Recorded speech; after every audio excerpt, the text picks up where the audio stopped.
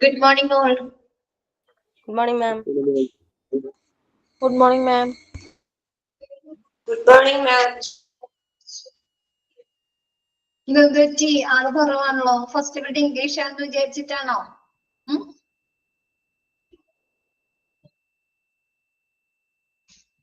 ആണോ? അറിയില്ല മിസ്സേ. അതും ഇന്നിനി അവധിയാണെന്ന് വിചാരിച്ച് മൊത്തത്തിൽ അവധിയാണെന്ന് വിചാരിച്ചാലും വരാനാണെന്ന് അറിയത്തില്ലല്ലോ. ആ നിങ്ങൾക്ക് ഗ്രൂപ്പിൽ പക്ഷെ മെസ്സേജ് ഒന്നും വന്നിട്ടുണ്ടായില്ലല്ലോ. അപ്പൊ പിന്നെ എല്ലാരും അറിയായിരിക്കും ക്ലാസ്. വന്നിട്ടില്ല മെസ്സേജ്. പൊതു അവധി അല്ലായിരുന്നു മിസ്സേ. ഓ പൊതു അവധി അല്ലായിരുന്നു, അതുകൊണ്ടായിരിക്കും കേറാത്തത്. ആ മോർണിംഗ് മാം. കഴിഞ്ഞ ദിവസം എടുത്ത് നോക്കിയോ? നമ്മുടെ ഡിസാസ്റ്റർ മാനേജ്മെന്റ് ആണല്ലേ എടുത്തോണ്ടിരിക്കുന്നത്. ഓക്കെ അല്ലേ?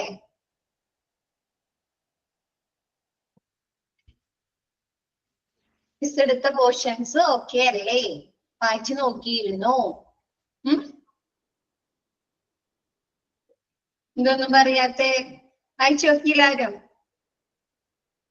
ഓക്കെ ആണ്. വായിച്ചു നോക്കിയോ? ഓക്കെ, സ്റ്റാർട്ട് ചെയ്യാനോ നമുക്ക് ക്ലാസ്?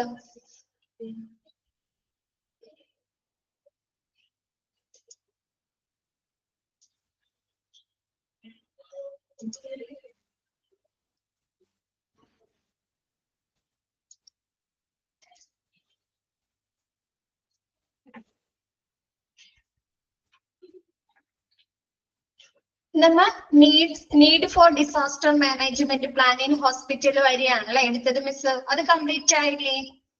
നെക്സ്റ്റ് ഇന്ന് പറയുന്നത് ഫേസസ് ഓഫ് ഡിസാസ്റ്റർ. നമ്മുടെ ഡിസാസ്റ്ററിന്റെ ഘട്ടങ്ങൾ ഏതൊക്കെയാണ്? ഇപ്പൊ നമ്മ ഒരു ഇവന്റ് നമ്മ വീട്ടിലോ അല്ലെങ്കിൽ നമ്മ വർക്ക് ചെയ്യുന്നിടത്തോ അല്ലെങ്കിൽ എവിടെയെങ്കിലും ഒരു ഇവന്റ് സംഘടിപ്പിക്കുമ്പോൾ നമ്മൾ എന്ത് ചെയ്യാറുണ്ട്?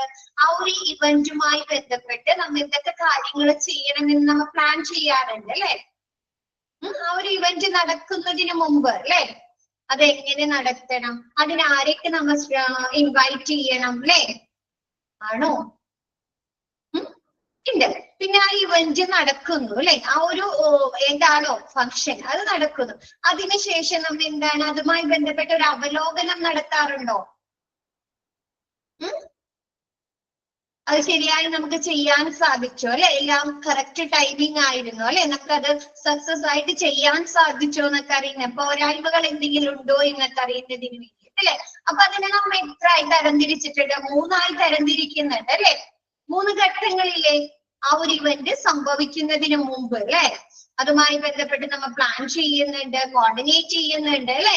നെക്സ്റ്റ് ആ ഒരു ഇവന്റ് ഒക്കർ ചെയ്യാണ്, സംഭവിക്കുന്നു. നെക്സ്റ്റ് എന്താണ്? ആ ഒരു ഇവന്റുമായി ബന്ധപ്പെട്ട് ഒരു അവലോകനം റിവ്യൂ നടത്തുന്നു അല്ലെ? അതേപോലെ നമ്മുടെ ഡിസാസ്റ്ററുമായി ബന്ധപ്പെട്ട് 3 സ്റ്റേജസ് അല്ലെങ്കിൽ 3 ഫേസസ് ആണ് ഉള്ളത്.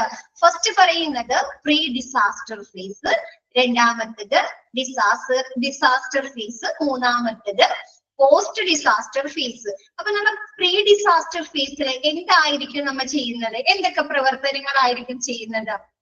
നമ്മ ഇവന്റ് എന്ന് പറയുമ്പോൾ ഒരു ഫംഗ്ഷൻ അല്ലെ? ഡിസാസ്റ്റർ എന്ന് പറഞ്ഞാൽ ഒരു ദുരന്തം. അപ്പൊ നമ്മൾ എന്തൊക്കെയായിരിക്കും ചെയ്യുന്നത് ആ ഒരു സ്റ്റേജില്, ആ ഒരു ഫേസസില്? പറയാമോ?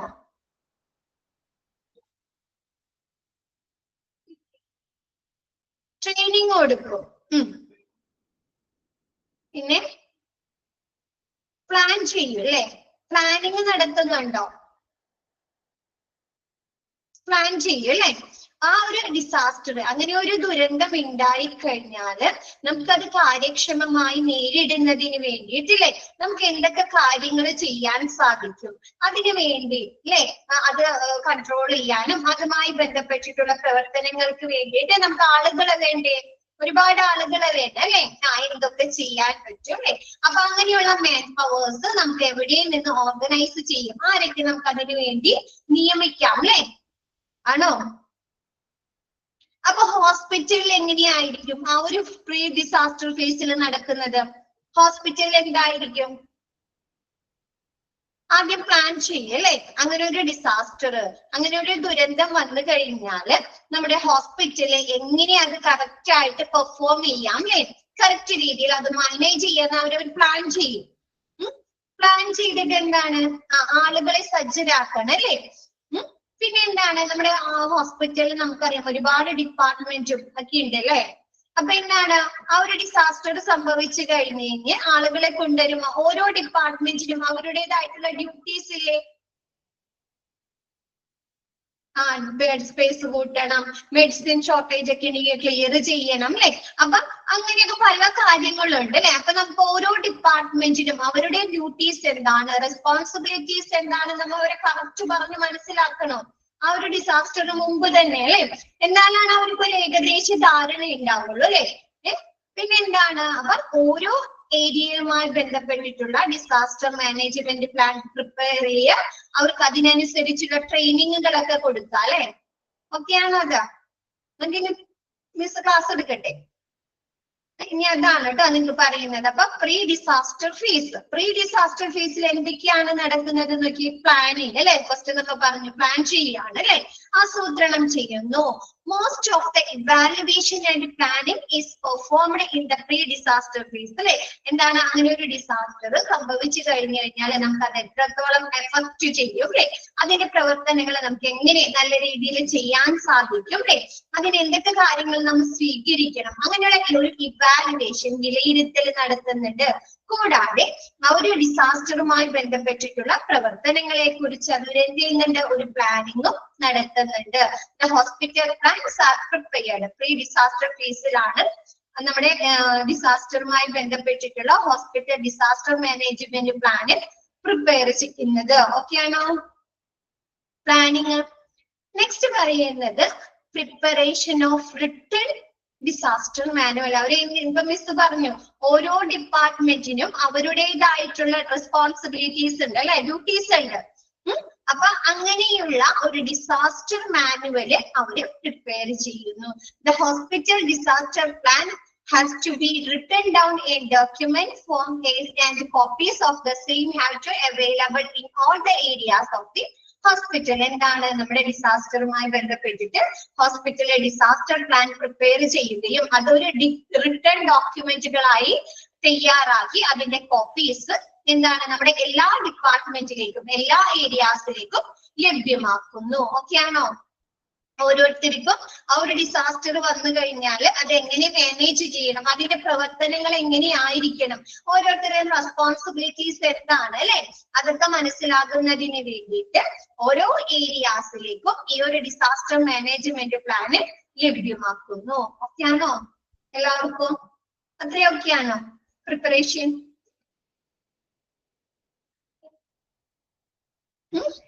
അപ്പൊ ഓരോരുത്തർക്കും മനസ്സിലായി അല്ലേ, അവർ എന്താണ് മാനുവൽ കൊടുത്തു കഴിഞ്ഞപ്പോൾ അവരുടെ റെസ്പോൺസിബിലിറ്റീസ് എന്താണ്, അവരുടെ ഡ്യൂട്ടീസ് എന്താണെന്ന് മനസ്സിലായിട്ടുണ്ട്. മനസ്സിലാക്കിയാൽ മാത്രം മതിയോ? അവരത് മനസ്സിലാക്കി വെച്ചാൽ മാത്രം മതിയോ? അതവർക്ക് പ്രാവർത്തികമാക്കാൻ സാധിക്കണം അല്ലെ. അവരുടെ ഡ്യൂട്ടീസും റെസ്പോൺസിബിലിറ്റീസും അവർക്ക് നല്ല രീതിയിൽ പ്രാവർത്തികമാക്കണ്ടേ. അങ്ങനെ പ്രാവർത്തികമാക്കണമെങ്കിൽ അവർക്ക് എന്ത് ലഭിച്ചിട്ടുണ്ടായിരിക്കണം? എഡ്യൂക്കേഷൻ ആൻഡ് ട്രെയിനിങ് ലഭിച്ചിട്ടുണ്ടായിരിക്കണം അല്ലെ. ആ ഒരു റെസ്പോൺസിബിലിറ്റീസ് എങ്ങനെ ചെയ്യണം എന്നതിനെ കുറിച്ച് അവർക്കൊരു ട്രെയിനിങ് ലഭിക്കണ്ടേ. ഇപ്പൊ എന്താണ് ദുരിതാശ്വാസ പ്രവർത്തനങ്ങൾക്കൊക്കെ പോകുന്ന ഒരുപാട് ആളുകളുണ്ട്. നിങ്ങളുടെ അറിവിൽ ആരെങ്കിലും ഉണ്ടോ? ആൽവിനെ അറിയോ? ഉണ്ട്. അപ്പൊ അവർക്ക് എന്ത് കൊടുക്കുന്നുണ്ട്? ട്രെയിനിങ് കിട്ടുന്നുണ്ട് അല്ലെ. ആശാ വർക്കേഴ്സ് അല്ലാതെ എന്താണ് അവർക്ക് ട്രെയിനിങ് കൊടുക്കുന്നുണ്ട് അല്ലെ. ഒരു ഉരുൾപൊട്ടൽ ഉണ്ടായി കഴിഞ്ഞാല് നമ്മുടെ ആളുകളെ എങ്ങനെ രക്ഷിക്കണം അല്ലെ, ആ മണ്ണിന്റെ അടിയിൽ നിന്നൊക്കെ അവരെങ്ങനെ രക്ഷിക്കണം, അല്ലെങ്കിൽ ഒരു വെള്ളപ്പൊക്കം ഒരു ഫ്ലഡ് ഉണ്ടായി കഴിഞ്ഞു കഴിഞ്ഞാല് അവരെ അതിൽ നിന്ന് അവരെ നീന്താൻ ട്രെയിൻ ചെയ്യുന്നുണ്ട് അല്ലെ. ദുരിതാശ്വാസ പ്രവർത്തനങ്ങൾക്ക് പോകുന്ന ആളുകളെ നീന്തൽ ട്രെയിൻ ചെയ്യുന്നുണ്ട്. ഒരുപാട് കാര്യങ്ങൾ അവർ പഠിപ്പിച്ചു കൊടുക്കുന്നുണ്ട് അല്ലെ.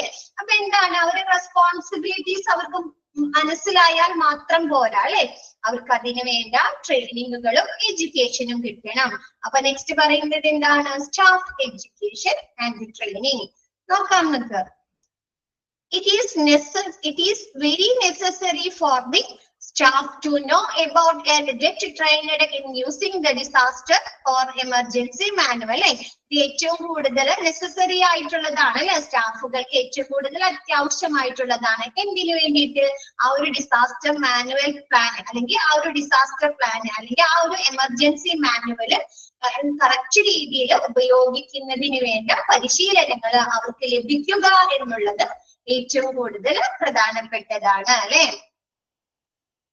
ആണോ?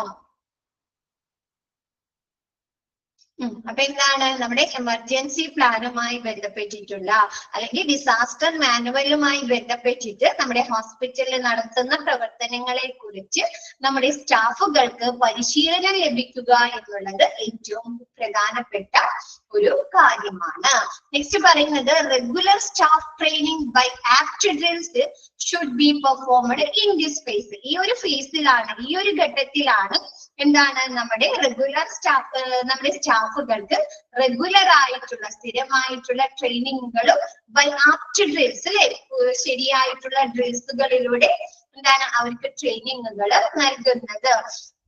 ഇപ്പൊ നമ്മുടെ എന്ത് വെള്ളപ്പൊക്കമൊക്കെ വരുമ്പോ ആളുകൾ ഒലിച്ചൊക്കെ പോവാറുണ്ട് അല്ലെ, അപ്പൊ നമ്മ അവരെ കയ്യിലൊക്കെ കെട്ടിങ്ങാണ്ട് വലിച്ചു കയറ്റാറുണ്ടോ? അല്ലെങ്കിൽ വഞ്ചിയിൽ കയറ്റൊക്കെ തിരിച്ചു കയറ്റാറുണ്ടോ? മുകളിലേക്ക് കരയിലേക്ക് കയറ്റല്ലേ? കയറ്റും.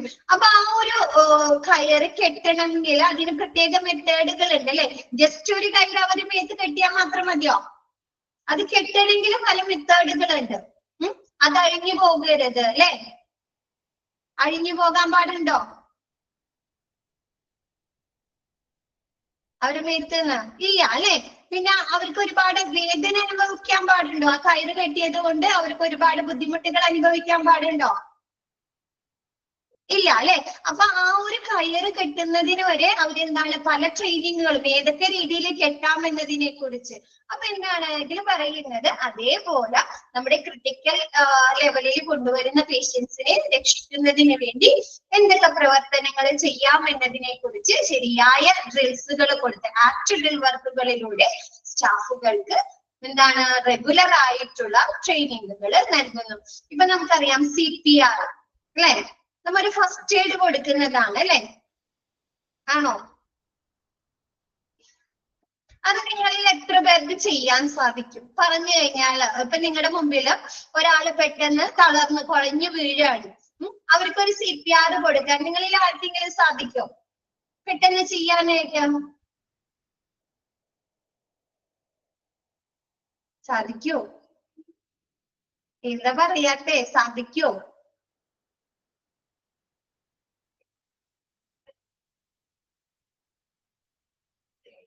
സാധിക്കും. ശ്രീലക്ഷ്മിക്ക് സാധിക്കും. ബാക്കി എല്ലാവർക്കും എങ്ങനെയാണ്? പെട്ടെന്ന് കൊടുക്കാമെന്ന് അറിയാം. ഓക്കെ, നിങ്ങൾക്ക് ട്രെയിൻ കിട്ടിയിട്ടുണ്ട് അല്ലെ? കാർത്തികക്ക് അറിയാം. ചെയ്തിട്ടുണ്ടോ? അതോ ട്രെയിനിങ് കിട്ടിയിട്ടുണ്ടോ? ഞാനും. ഓക്കെ.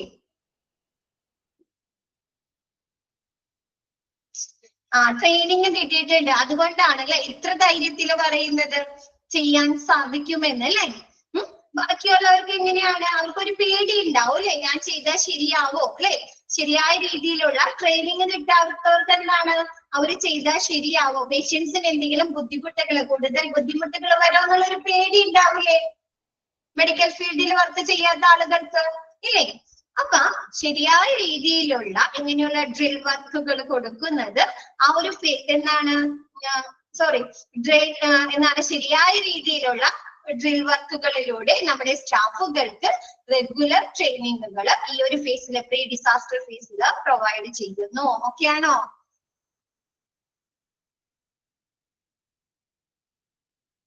ഇപ്പൊ കുറെ പേര് പറഞ്ഞു, ശ്രീലക്ഷ്മി പറഞ്ഞു, അവരൊക്കെ പറഞ്ഞു അവർക്ക് ചെയ്യാൻ സാധിക്കുന്നു. അവർ എന്തുകൊണ്ടാണ് അത്രയും ധൈര്യത്തിൽ പറഞ്ഞത്? അവർക്ക് ട്രെയിനിങ് ലഭിച്ചത് കൊണ്ടാണ് അല്ലെ, അവർക്ക് അതിനുള്ള ട്രെയിനിങ് ലഭിച്ചത് കൊണ്ടാണ് അല്ലെ. അപ്പൊ അതേപോലെ എല്ലാ കാര്യങ്ങളും അവർക്ക് ശരിയായ രീതിയിൽ ചെയ്യുന്നതിന് വേണ്ടിയിട്ട് അവർക്ക് ഉചിതമായിട്ടുള്ള ഡ്രിൽസുകൾ കൊടുക്കുക, ഡ്രിൽ വർക്കുകൾ കൊടുക്കുക. ഓക്കെ ആണോ?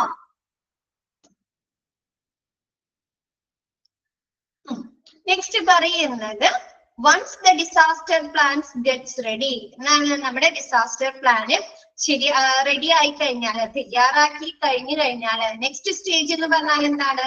The next stage would be the education and training of the hospital about the plan and specific role of each staff members in the event of a disaster. ഒരു ഡിസാസ്റ്റർ പ്ലാന് തയ്യാറായി കഴിഞ്ഞു കഴിഞ്ഞാൽ അടുത്ത stage എന്ന് പറയുന്നത് എന്താണ്? എല്ലാ സ്റ്റാഫുകൾക്കും, നമ്മുടെ ഹോസ്പിറ്റലിലുള്ള എല്ലാ സ്റ്റാഫുകൾക്കും അവരുടെ റോൾ അല്ലെ, അവരുടെ ആ ഒരു റെസ്പോൺസിബിലിറ്റി ശരിയായ രീതിയിൽ ചെയ്യുന്നതിനുള്ള ട്രെയിനിങ്ങുകൾ നൽകുക ട്രെയിനിങ്ങുകളും എഡ്യൂക്കേഷനും നൽകുക എന്നുള്ളതാണ്. ഓക്കെ ആണോ?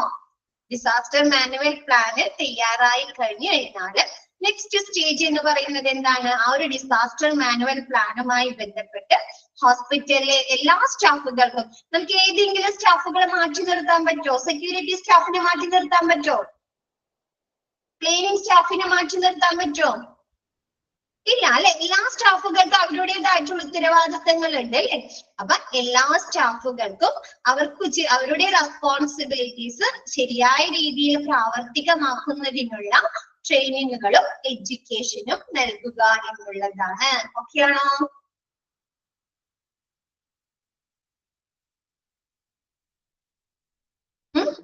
ഓക്കെ ആണോ? എന്താണെന്നും മിണ്ടാത്തെ? ക്ലിയർ അല്ലേ? നെക്സ്റ്റ് പറയുന്നത് most of the existing category of health staff are needed to play a major role in the disaster management. ഇപ്പൊ പറഞ്ഞ പോലെ നമുക്ക് നിലവിലുള്ള ഏതെങ്കിലും സ്റ്റാഫുകളെ ആ ഒരു ഡിസാസ്റ്റർ മാനേജ്മെന്റിന്റെ റോളിൽ നിന്ന് നമുക്ക് ഒഴിവാക്കാൻ പറ്റുമോ? പറ്റുമോ? ഇല്ല അല്ലെ. എല്ലാവരും ഉൾപ്പെടുത്തണം അല്ലേ. അപ്പൊ എന്താണ്? നമ്മുടെ ഹോസ്പിറ്റലില് നിലവിലുള്ള ഹെൽത്ത് സ്റ്റാഫുകളില് എല്ലാവർക്കും ആ ഒരു ഡിസാസ്റ്റർ മാനേജ്മെന്റുമായി ബന്ധപ്പെട്ടിട്ടുള്ള നല്ലൊരു റോള് അല്ലെ, നല്ല ഉത്തരവാദിത്തങ്ങള് ഉണ്ടായിരിക്കും. നെക്സ്റ്റ് പറയുന്നത് all of them required to be ready for the necessary managerial and technical skill for the effective and systematic management of the disaster അല്ലെ. ആ ഒരു സംഭവിച്ചിരിക്കുന്ന ആ ഒരു ഹോസ്പിറ്റലിലുള്ള ആ ഒരു ഡിസാസ്റ്ററിനെ ശരിയായ രീതിയിൽ ഇഫക്റ്റീവ് ആയിട്ടും സിസ്റ്റമാറ്റിക് ആയിട്ടും മാനേജ് ചെയ്യുന്നതിന് വേണ്ട എന്താണ്? മാനേജറിയൽ ആൻഡ് ടെക്നിക്കൽ സ്കില്ലുകൾ അവർക്ക് എന്താണ് കിട്ടിയിരിക്കണം അല്ലെ. ആ ട്രെയിനിങ്ങുകളിലൂടെ അല്ലെങ്കിൽ ആ ഒരു എഡ്യൂക്കേഷനിലൂടെ അവർക്ക് കിട്ടി അവര് റെഡി ആയിരിക്കണം അല്ലെ. നമുക്കറിയാൻ പറ്റും ഏത് സിറ്റുവേഷനിലാണ് നമുക്ക് ആ ഒരു അങ്ങനെ ഒരു എമർജൻസി വരാന്ന് നമുക്ക് പറയാൻ പറ്റുമോ? ഇല്ല അല്ലെ. അപ്പൊ അവര് ഏത് സമയത്തും ഇങ്ങനെയുള്ള ട്രെയിനിങ്ങുകൾ കിട്ടി അവര് ഏത് സമയത്തും വില്ലിങ് ആയിരിക്കണം അല്ലെ, ഏത് കാര്യങ്ങളും ഫേസ് ചെയ്യാന്നുള്ള അല്ലെ. അപ്പൊ എന്താണ്? നമ്മുടെ ഹോസ്പിറ്റലിലുള്ള എല്ലാ സ്റ്റാഫുകളും റെഡി ആയിരിക്കണം. എന്തിനു വേണ്ടി? എങ്ങനെ? അവര് നല്ല രീതിയിലുള്ള മാനേജറിയിലും സാങ്കേതിക ടെക്നിക്കൽ ആയിട്ടുള്ള സ്കില്ലുകൾ ആർജിച്ച് എന്താണ് നമ്മുടെ ഒരു ഡിസാസ്റ്റർ ശരിയായ രീതിയിൽ കാര്യക്ഷമമായും സിസ്റ്റമാറ്റിക് ആയിട്ടും മാനേജ് ചെയ്യുന്നതിനുള്ള സ്കില്ലുകൾ അവർക്ക് ലഭ്യമായിരിക്കണം.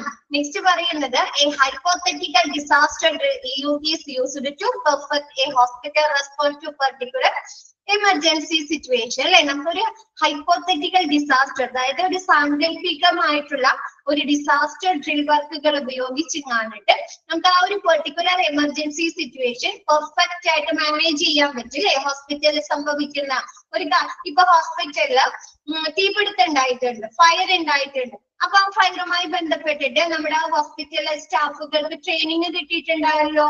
അതെങ്ങനെ കൺട്രോൾ ചെയ്യണം, അതെങ്ങനെ അണക്കണം എന്നതുമായി ബന്ധപ്പെട്ട് ആ ഒരു തീപിടുത്തം ഉണ്ടായത് അറിഞ്ഞു കഴിഞ്ഞാല് അതെങ്ങനെ നിയന്ത്രിക്കണം എന്നതിനെ കുറിച്ച് അല്ലെ. ആണോ?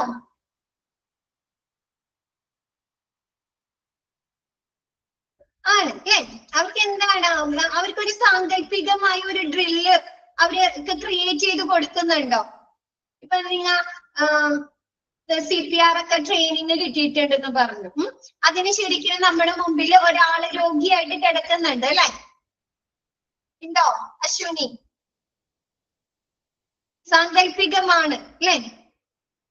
എന്നിട്ട് അവരിലല്ലേ നമ്മൾ ചെയ്ത് നോക്കുന്നത്, അല്ലേ? ആണോ? തിയറി ആണോ? ഡമ്മി പോലെ കിടക്കും അല്ലേ? എന്നിട്ട് അവരിലാണ് നമ്മൾ ചെയ്ത് നോക്കുന്നത് അല്ലെ? അതേപോലെ ഒരു തീപിടുത്തം ഉണ്ടാകുന്നത് അവരെന്ത് ചെയ്യും? അങ്ങനെ ഒരു സിറ്റുവേഷൻ ക്രിയേറ്റ് ചെയ്തിട്ടായിരിക്കും അവർക്ക് ഡ്രിൽ വർക്കുകൾ കൊടുക്കുന്നത്. ഓക്കെ ആണോ? ഇപ്പൊ നമ്മ മൂവീസില് ബോംബ് സ്ഫോടനം നടക്കുന്നതൊക്കെ കണ്ടിട്ടില്ലേ? അത് ശരിക്കും നടക്കുന്നതാണോ? അല്ല അല്ലെ? അവരത് ക്രിയേറ്റ് ചെയ്യുന്നതാണ് അല്ലെ? ക്രിയേറ്റ് ചെയ്യുന്നതാണ്. അതേപോലെ ഒരു തീപിടുത്തം ഉണ്ടായി, അല്ലെങ്കിൽ ഒരു ഗ്യാസ് ലീക്കേജ് ഉണ്ടായി എന്നുള്ള അങ്ങനെയുള്ള കാര്യങ്ങൾ എന്ത് ചെയ്യും? അവര് ആർട്ടിഫിഷ്യൽ ആയിട്ട് അവർ ക്രിയേറ്റ് ചെയ്തിട്ട് അതുമായി ബന്ധപ്പെട്ട് അവർക്ക് ഡ്രിൽ വർക്കുകൾ കൊടുക്കും അല്ലെ? ഓക്കെ ആണോ? അപ്പൊ ആ ഒരു സിറ്റുവേഷൻ ശരിക്കും റിയൽ ലൈഫിൽ ഉണ്ടായി കഴിഞ്ഞു കഴിഞ്ഞാല് അവർക്കറിയാലോ അതെങ്ങനെ അവർ മാനേജ് ചെയ്യണമെന്ന്, കൺട്രോൾ ചെയ്യണമെന്ന് അവർക്ക് അറിയാൻ പറ്റുമല്ലോ. അപ്പൊ അതിൽ പറയുന്നത് എന്താണ്? ഇങ്ങനെയുള്ള സാങ്കേതിക ഡ്രിൽ വർക്കുകൾ ഉപയോഗിക്കുന്നതിലൂടെ അങ്ങനെയുള്ള ആ ഒരു പെർട്ടിക്കുലർ എമർജൻസി സിറ്റുവേഷൻ വന്നു കഴിഞ്ഞാൽ അവർക്ക് എന്താണ് ആ ഒരു ഹോസ്പിറ്റൽ റെസ്പോൺസ് ഉപയോഗം, ആ ഒരു ഡിസാസ്റ്റർ പ്ലാൻ ഉപയോഗിച്ച് അവർക്ക് പെർഫെക്റ്റ് ആയിട്ട് മാനേജ് ചെയ്യാനായി സാധിക്കുന്നു. ഓക്കെ ആണോ?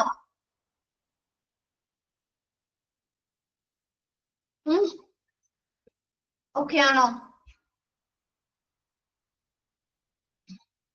നെക്സ്റ്റ് നോക്കിയേ, എ ഹൈപ്പോത്തറ്റിക്കൽ ഡിസാസ്റ്റർ. ഇപ്പൊ നമുക്കറിയാം, നമുക്ക് 2018 ഫ്ലഡ് വന്നു. ആ ഒരു ഫ്ലഡുമായി ബന്ധപ്പെട്ട് നമുക്ക് ഒരുപാട് നാശങ്ങൾ ഉണ്ടായി അല്ലെ? ദുരിതങ്ങൾ ഉണ്ടായിരുന്നു അല്ലെ? ചിലരെന്താണ് അവര് സർട്ടിഫിക്കറ്റ് ഒക്കെ അവർക്ക് നഷ്ടപ്പെട്ടു അല്ലെ? അവരൊന്നും എടുത്തു വെക്കാണ്ടൊക്കെ പോയി. ആണോ? ഒന്നും എടുത്തു വെച്ചില്ല, അവര് വീട്ടിലെ സാധനങ്ങൾ എടുത്തു വെക്കാണ്ടൊക്കെ പോയി. ഇപ്പൊ നമ്മ ഒരു മഴ കൂട്ടിപ്പിടിക്കുമ്പോഴേക്കും ആളുകൾ എന്താ ചെയ്യുന്നത്? അവർക്ക് വിലപിടിപ്പുള്ള സാധനങ്ങളൊക്കെ അവര് എടുത്ത് ബോളിലേക്ക് കയറ്റി വെക്കും അല്ലേ? ആണോ? കയറ്റി വെക്കും. അതെന്താണ്? അവരുടെ ലൈഫിൽ ഒരു തവണ അങ്ങനെ ഒരു പ്രശ്നം ഉണ്ടായി അല്ലേ? പിന്നെ അവര് അതിനെങ്ങനെ മാനേജ് ചെയ്യണമെന്ന് അവര് പഠിക്കുകയല്ലേ ചെയ്യുന്നത്. ആണ്. അപ്പൊ അതേപോലെ എന്താണ് ഇങ്ങനെയുള്ള സാങ്കല്പികമായിട്ടുള്ള, അതായത് നമ്മൾ ആർട്ടിഫിഷ്യൽ ആയിട്ട് ആ ഒരു സിറ്റുവേഷൻ ക്രിയേറ്റ് ചെയ്ത് അതിലാണ് അവർക്ക് ട്രെയിനിങ് കൊടുക്കുന്നതെങ്കിൽ എന്താണ് ആ ഒരു പെർട്ടിക്കുലർ സിറ്റുവേഷൻ വരുമ്പോൾ അത് അവർക്ക് കാര്യക്ഷമമായിട്ട് മാനേജ് ചെയ്യാനായി സാധിക്കുന്നു. ഓക്കെ ആണോ?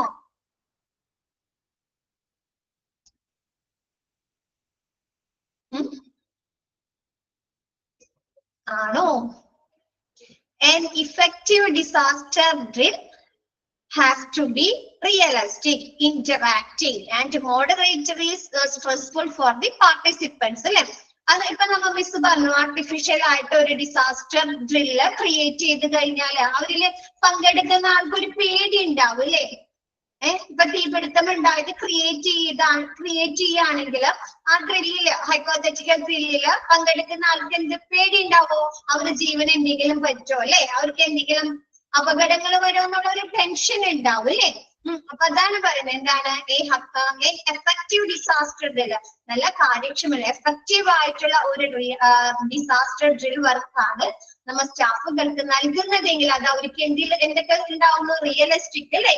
യഥാർത്ഥ ബോധവും ഇന്ററാക്റ്റീവ് സംവേദനാത്മകവും പിന്നെ എന്താണ് മോഡറേറ്റ്ലി സ്ട്രെസ്ഫുള്ളും ആയിരിക്കും അല്ലെ? അവർക്ക് എന്താണ് ഒരു ടെൻഷൻ ഉണ്ടാവില്ലേ? തീ പിടിക്കോ അല്ലെ? എന്റെ മേത്ത് തീ പിടിക്കോ, എനിക്ക് എന്തെങ്കിലും ബുദ്ധിമുട്ടുകൾ വരുമോ അല്ലെ? അപ്പൊ മോഡറേറ്ററി അതിൽ പങ്കെടുക്കുന്ന ആൾക്ക് എന്താണ് യഥാർത്ഥ ബോധവും ഇന്ററാക്റ്റീവ് മോഡറേറ്ററി സ്ട്രെസ്ഫുള്ളും ആയിരിക്കും. ഓക്കെ ആണോ?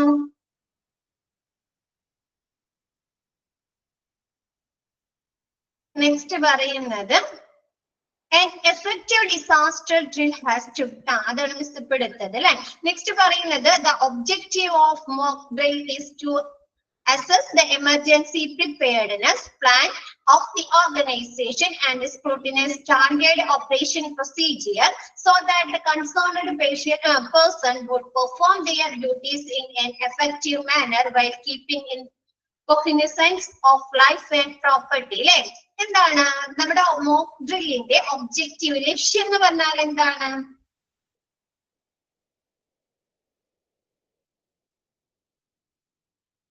എന്താണ് ഇപ്പൊ ഡ്രിൽ വർക്ക് അവർക്ക് മോക്ക് ഡ്രില്ലുകൾ കൊടുക്കുന്നത് കൊണ്ട് എന്താണ് ഉദ്ദേശിക്കുന്നത്?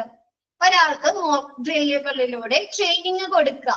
ഒരു തീപിടുത്തം ഉണ്ടെന്ന് ഒന്ന് ക്രിയേറ്റ് ചെയ്തിട്ട് അവർക്കൊരു മോക്ക് ഡ്രില്ല് കൊടുക്കാണ്. അതിലെന്താ ഉദ്ദേശിക്കുന്നത്? അങ്ങനെ ആ ഒരു മോക്ക് ഡ്രില്ല് കൊടുക്കുമ്പോൾ എമർജൻസി സിറ്റുവേഷൻ അവർക്ക് ഹാൻഡിൽ ചെയ്യാൻ പറ്റും അല്ലെ? എങ്ങനെ ഹാൻഡിൽ ചെയ്യാൻ പറ്റും?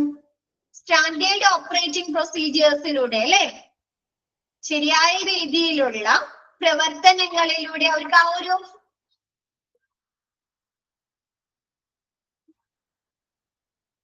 ആ ഒരു സാഹചര്യം വരുമ്പോൾ അവർക്ക് അതിന് ശരിയായ രീതിയിലുള്ള ശരിയായ പ്രവർത്തനങ്ങളോടുകൂടി മാനേജ് ചെയ്യാൻ പറ്റുമോ?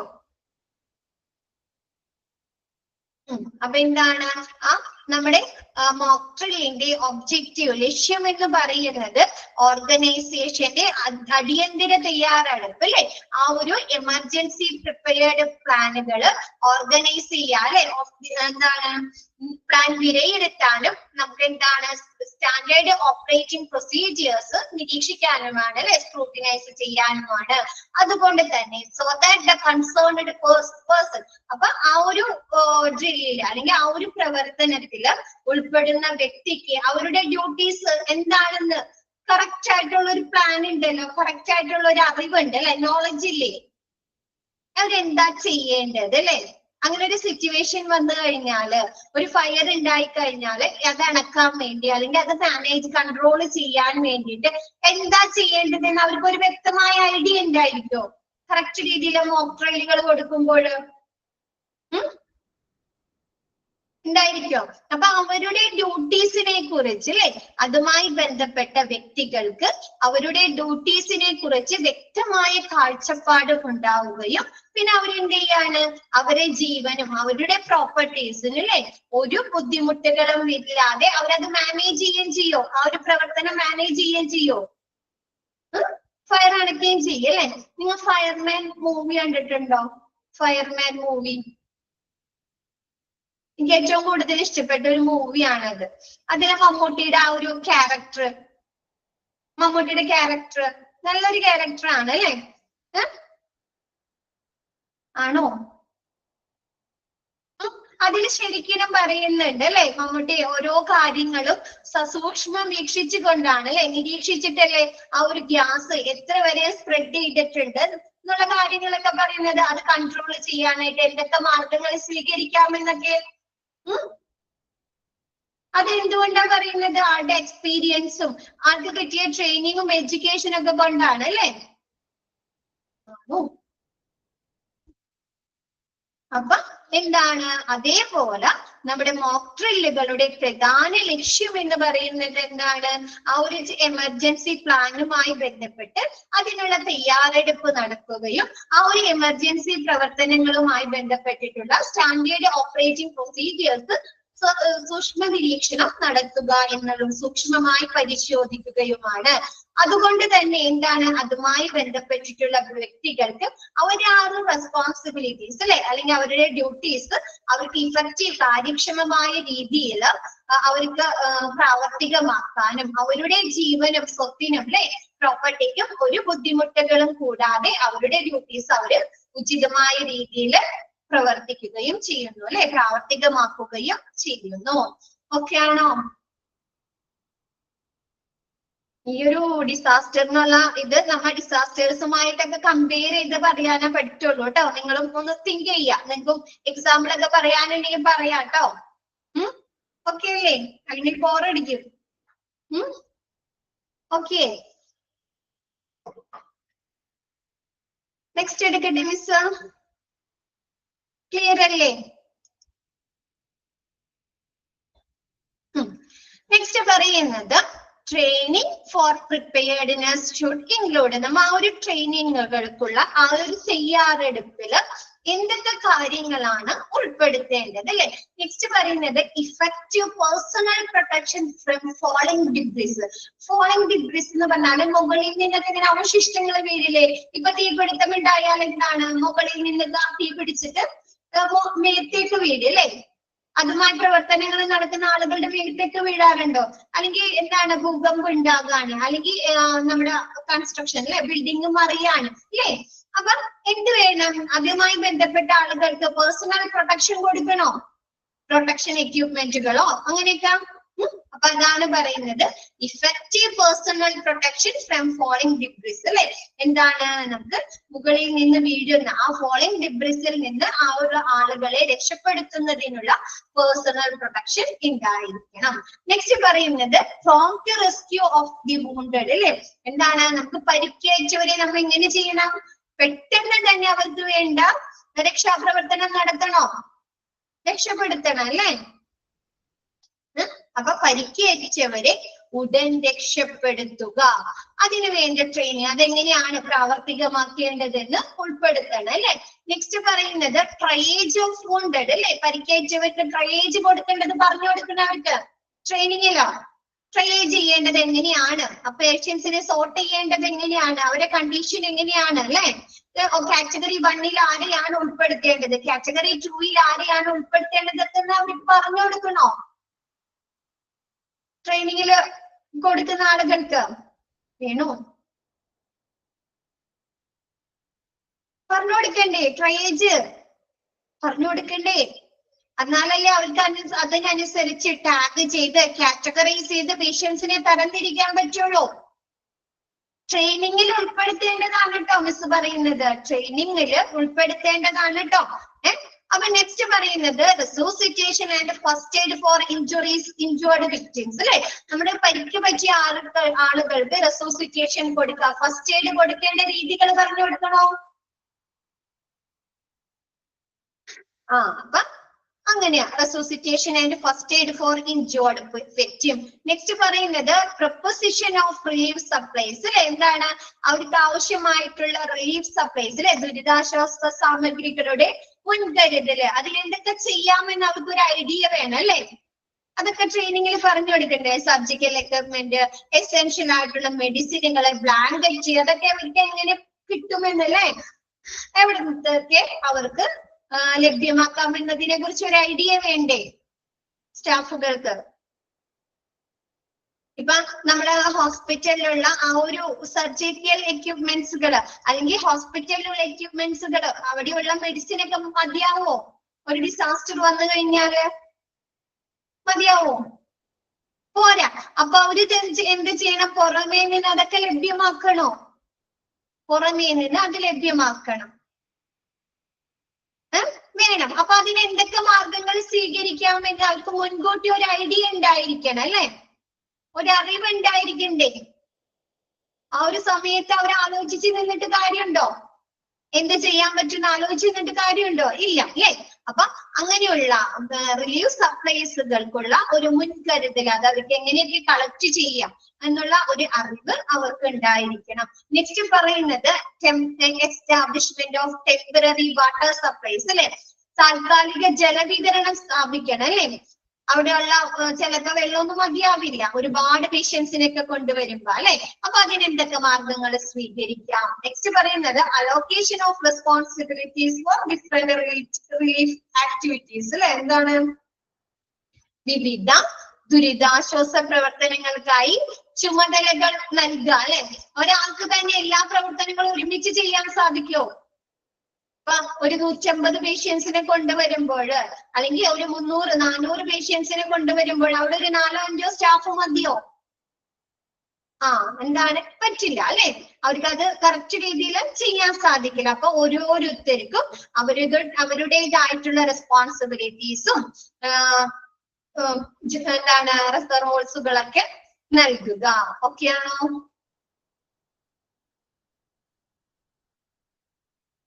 എല്ലാവർക്കും ഓക്കെയാണോ? നെക്സ്റ്റ് പറയുന്നത് pre disaster planning. Pre disaster ഇപ്പൊ നമ്മ പ്രീ ഡിസാസ്റ്റർ ഫേസിൽ ആദ്യം പറഞ്ഞു പ്ലാൻ ചെയ്യുന്നുണ്ടെന്ന് പറഞ്ഞു, പിന്നെ പറഞ്ഞു പ്ലാൻ ചെയ്തിട്ട് അതിനുശേഷം ഡിസാസ്റ്റർ മാനേജ്മെന്റ് പ്ലാൻ തയ്യാറാക്കി ഹോസ്പിറ്റലിൽ ഓരോ ഏരിയാസിലേക്കും ലഭ്യമാക്കുന്നു എന്ന് പറഞ്ഞു. നെക്സ്റ്റ് പറഞ്ഞത് എന്താണ്, നമ്മുടെ സ്റ്റാഫുകൾക്ക് അതിനുചിതമായിട്ടുള്ള ഓരോ ഡിസാസ്റ്ററുമായി ബന്ധപ്പെട്ട് ഉചിതമായിട്ടുള്ള ട്രെയിനിങ്ങുകളും എഡ്യൂക്കേഷനും കൊടുക്കുന്നു എന്ന് പറഞ്ഞു. നെക്സ്റ്റ് നമ്മൾ പറഞ്ഞത് ട്രെയിനിങ്ങിനുള്ള ആ ഒരു തയ്യാറെടുപ്പിൽ എന്തൊക്കെ കാര്യങ്ങളാണ് ഉൾപ്പെടുത്തേണ്ടത്. നെക്സ്റ്റ് പറയുന്നത് പ്രീ ഡിസാസ്റ്റർ പ്ലാനിങ് ആണ് കേട്ടോ. ഫസ്റ്റ് അതിൽ പറയുന്നത് formation of hospital disaster management committee അല്ലെ. എന്താണ്, നമ്മുടെ ഡിസാസ്റ്ററുമായി ബന്ധപ്പെട്ട് അതുമായി ബന്ധപ്പെട്ടിട്ടുള്ള ഒരു മാനേജ്മെന്റ് കമ്മിറ്റി രൂപീകരിക്കുക. ഓക്കെയാണോ? Disaster management hospital disaster management committee രൂപീകരിക്കുക അല്ലെ. അപ്പൊ ആ ഒരു കമ്മിറ്റിക്കാര് ആ ഒരു ഡിസാസ്റ്ററുമായി ബന്ധപ്പെട്ടിട്ടുള്ള പ്രവർത്തനങ്ങൾ കറക്റ്റ് രീതിയിൽ കൺട്രോൾ ചെയ്യുകയും മോണിറ്റർ ചെയ്യുകയും ചെയ്യും അല്ലെ. നമ്മൾ ഓരോ ചാപ്റ്റർ എടുത്തപ്പോഴും പഠിച്ചു എന്താണ് ഇൻഫെക്ഷൻ കൺട്രോൾ കമ്മിറ്റി. അത് അവരെന്താണ് ഇൻഫെക്ഷനുമായി ബന്ധപ്പെട്ടിട്ടുള്ള പ്രവർത്തനങ്ങളാണ് അല്ലെ ചെയ്യുന്നത്. ഡ്രഗ് ആൻഡ് തെറാപ്യൂട്ടിക് കമ്മിറ്റി ഫാർമസിയുടെ പ്രവർത്തനങ്ങൾ അല്ലെ. അതേപോലെ ഹോസ്പിറ്റലിലെ ഡിസാസ്റ്റർ മാനേജ്മെന്റ് കമ്മിറ്റി രൂപീകരിക്കുക. ഓക്കെ ആണോ? അതിൽ ഏതൊക്കെ മെമ്പേഴ്സ്, നമ്മൾ ഹോസ്പിറ്റലിലുള്ള ഏതൊക്കെ മെമ്പേഴ്സ് ആണ് ഉൾപ്പെടുന്നത്? ഹോസ്പിറ്റൽ അഡ്മിനിസ്ട്രേഷൻ വരുന്നുണ്ട്, hospital member from the hospital management board അല്ലെ. നമ്മുടെ ഹോസ്പിറ്റൽ മാനേജ്മെന്റ് ബോർഡിൽ നിന്നുള്ള മെമ്പറോ അല്ലെങ്കിൽ ഒരു മെമ്പേഴ്സോ അല്ലെ, ഒന്നോ ഒരു വ്യക്തിയോ അല്ലെങ്കിൽ ഒന്നിൽ കൂടുതൽ വ്യക്തികളോ ഉണ്ടാവുന്നുണ്ട്. പിന്നെ the chiefs or head of various clinical departments അല്ലെ. നമ്മുടെ ഹോസ്പിറ്റലിലെ വിവിധ ക്ലിനിക്കൽ ഡിപ്പാർട്ട്മെന്റുകളിൽ നിന്നുള്ള ഹെഡ് അല്ലെങ്കിൽ ചീഫ് അംഗങ്ങളാകുന്നുണ്ട്. നെക്സ്റ്റ് പറയുന്നത് the chief nursing superintendent or matron അല്ലെ.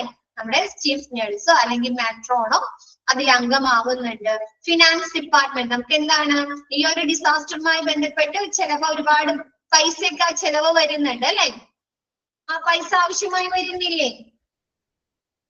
അപ്പൊ അതിനു വേണ്ടിയിട്ട് ഫിനാൻസ് ഡിപ്പാർട്ട്മെന്റുകളിൽ നിന്നുണ്ട്. സ്റ്റോഴ്സ് ആൻഡ് സപ്ലൈ ഡിപ്പാർട്ട്മെന്റ് അല്ലെ. നമുക്ക് എന്താണ് ഒരുപാട് സാധനങ്ങൾ ആവശ്യമായി വരുന്നുണ്ട്, റിസോഴ്സുകൾ മെറ്റീരിയൽസ് ഐറ്റംസ് ആവശ്യമായി വരുന്നുണ്ട് അല്ലെ. അപ്പൊ അതിന് വേണ്ടിയിട്ട് സ്റ്റോഴ്സിൽ നിന്നോ സപ്ലൈസ് ഡിപ്പാർട്ട്മെന്റിൽ നിന്നുള്ള ആളുകളുണ്ട്. നെക്സ്റ്റ് പറയുന്നത് ഹോസ്പിറ്റൽ എഞ്ചിനീയറിംഗ് ഡിപ്പാർട്ട്മെന്റ് അല്ലെ. എന്താണ് നമുക്ക് ആ ഒരു ഡിസാസ്റ്ററുമായി ബന്ധപ്പെട്ട് ചിലപ്പോ എന്താണ് നമ്മുടെ സാധാരണ ആ ഒരു സ്പേസ് തികയാതെ വരില്ലേ. ആ നോർമൽ സ്പേസ് മതിയാവോ? ആക്സിഡന്റ് ആൻഡ് എമർജൻസി ഡിപ്പാർട്ട്മെന്റിൽ അല്ലെങ്കിൽ വാർഡില്ല ഒക്കെ സ്പേസ് മതിയാവോ? പറ്റില്ല. അപ്പൊ നമ്മൾ എന്ത് ചെയ്യും? എക്സ്ട്രാ അഡീഷണൽ ആയിട്ട് ബെഡ്സുകളുടെ കപ്പാസിറ്റി ഒക്കെ കൂട്ടണം അല്ലേ. ആണോ? കപ്പാസിറ്റി കൂട്ടണം. അപ്പൊ അതുമായി കറക്റ്റ് ചെയ്യാൻ പറ്റുന്നത് എഞ്ചിനീയേഴ്സ് ഡിപ്പാർട്ട്മെന്റിനായിരിക്കും അല്ലെ. എഞ്ചിനീയറിംഗ് ഡിപ്പാർട്ട്മെന്റിനായിരിക്കും. അപ്പൊ എന്താണ് അപ്പൊ ഹോസ്പിറ്റൽ എഞ്ചിനീയറിംഗ് ഡിപ്പാർട്ട്മെന്റിൽ നിന്നുള്ള ആളുകളുണ്ട്. Public relation and liaison officer അല്ലെ. എന്താണ് പരസ്പരം ബന്ധപ്പെടുത്തുന്ന അല്ലെ കമ്മ്യൂണിക്കേഷൻസ്. എന്താണ് മറ്റുള്ളവരിലേക്കും ഹോസ്പിറ്റലിന്റെ ഉള്ളിലേക്കും ഒക്കെ കമ്മ്യൂണിക്കേഷൻസ് ഒക്കെ നടത്തുന്നതിന് വേണ്ടിയിട്ട് പബ്ലിക് റിലേഷനും ലൈസൺ ഓഫീസർ ഉണ്ടായിരിക്കും.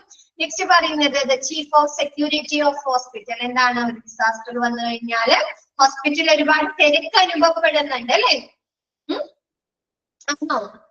പുറത്തു നിന്നുള്ള ആളുകൾ വരും, മാധ്യമ പ്രവർത്തകർ വരും, കൂടാതെ നമ്മുടെ പേഷ്യൻസ് തന്നെ ഒരുപാട് ആളുകൾ വരും, പേഷ്യൻസിന്റെ റിലേറ്റീവ്സ് ഉണ്ടാകും അല്ലെ. അപ്പൊ അതൊക്കെ കൺട്രോൾ ചെയ്യുന്നതിന് വേണ്ടിയിട്ട് നമ്മുടെ ചീഫ് ഓഫ് സെക്യൂരിറ്റി ഓഫ് ഹോസ്പിറ്റലിലെ സ്റ്റാഫ് ഉണ്ടായിരിക്കും. സാനിറ്റേഷൻ ഡിപ്പാർട്ട്മെന്റ് അല്ലെ. ക്ലീനിങ് അത് ഒരു വലിയ ടാസ്ക് ആണ് അല്ലെ. അപ്പൊ സാനിറ്റേഷൻ ഡിപ്പാർട്ട്മെന്റിൽ നിന്നുള്ള സ്റ്റെറിലൈസ് ചെയ്യുക, സാനിറ്റേഷൻ ചെയ്യുക അല്ലെ. അപ്പൊ അതുമായി ബന്ധപ്പെട്ടിട്ട് നമ്മുടെ സാനിറ്റേഷൻ ഡിപ്പാർട്ട്മെന്റിൽ നിന്നുള്ള ആളുകൾ ഉണ്ടായിരിക്കും. ഹോസ്പിറ്റൽ കിച്ചൺ ഓർ ഡയറ്ററി സർവീസിൽ നിന്ന് മെമ്പർ ഉണ്ടായിരിക്കും. സോഷ്യൽ വെൽഫെയർ ഡിപ്പാർട്ട്മെന്റ് പ്രസന്റ് അല്ലെ. എന്താണ് അവിടെ ആ ഒരു ഹോസ്പിറ്റലില് സോഷ്യൽ വെൽഫെയർ ഡിപ്പാർട്ട്മെന്റ് ഉണ്ടെങ്കിൽ അതിൽ നിന്നുള്ള ഒരാള് നമ്മുടെ ഡിസാസ്റ്റർ മാനേജ്മെന്റ് കമ്മിറ്റിയിലെ അംഗങ്ങളായിരിക്കും. എന്താണ് നമ്മുടെ റിലേറ്റീവ്സിനും നമ്മള് ഈ ബാധിതർക്ക് എന്ത് കൊടുക്കണം, വിക്ടിംസിനൊക്കെ എന്ത് കൊടുക്കണം, ഒരു മാനസികമായിട്ടുള്ള സപ്പോർട്ട് കൊടുക്കണം അല്ലെ. ചിലപ്പോ അവർക്ക് എന്താണ് സൈക്കോളജിക്കലായ ഒരുപാട് തളർന്നിരിക്കുകയായിരിക്കും അല്ലെ മാനസികപരമായിട്ട്. അപ്പൊ അവർക്ക് സപ്പോർട്ടൊക്കെ കൊടുക്കണ്ടേ. അപ്പൊ അതിനു വേണ്ടിയിട്ട് സോഷ്യൽ വെൽഫെയർ ഡിപ്പാർട്ട്മെന്റിൽ നിന്നുള്ള ആളുകൾ ഉണ്ടായിരിക്കും. നെക്സ്റ്റ് ഹോസ്പിറ്റൽ യൂണിയൻസ് അല്ലെ. എന്താണ് നമുക്കറിയാം, നമ്മുടെ ഹോസ്പിറ്റലിലൊക്കെ ഒരുപാട് യൂണിയൻസ് ഉണ്ട് അല്ലെ. IMA, ഇന്ത്യൻ മെഡിക്കൽ അസോസിയേഷൻ പോലെയുള്ള ഒരുപാട് യൂണിയൻസ് ഉണ്ട്. അപ്പൊ അങ്ങനെയുള്ള യൂണിയൻസും ഈ ഒരു ഡിസാസ്റ്റർ മാനേജ്മെന്റ് കമ്മിറ്റിയിലെ അംഗങ്ങളായിരിക്കും. ഓക്കെ ആണോ?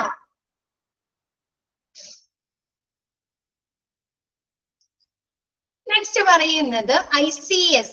ICS എന്ന് പറഞ്ഞാല് ഇൻസിഡന്റ് കമാൻഡ് സിസ്റ്റം കേട്ടോ. അത് നോട്ട് ചെയ്യാം, ക്വസ്റ്റ്യൻ വരുന്നതാണ് കേട്ടോ. Initiation of central command structure, incident command system initiate ചെയ്യുന്നു അല്ലെ, സ്റ്റാർട്ട് ചെയ്യുന്നു. The incident command system ICS is a standardized approach to the command, control and coordination of emergency response, providing a common hierarchy within which responders from multiple agencies can be effective.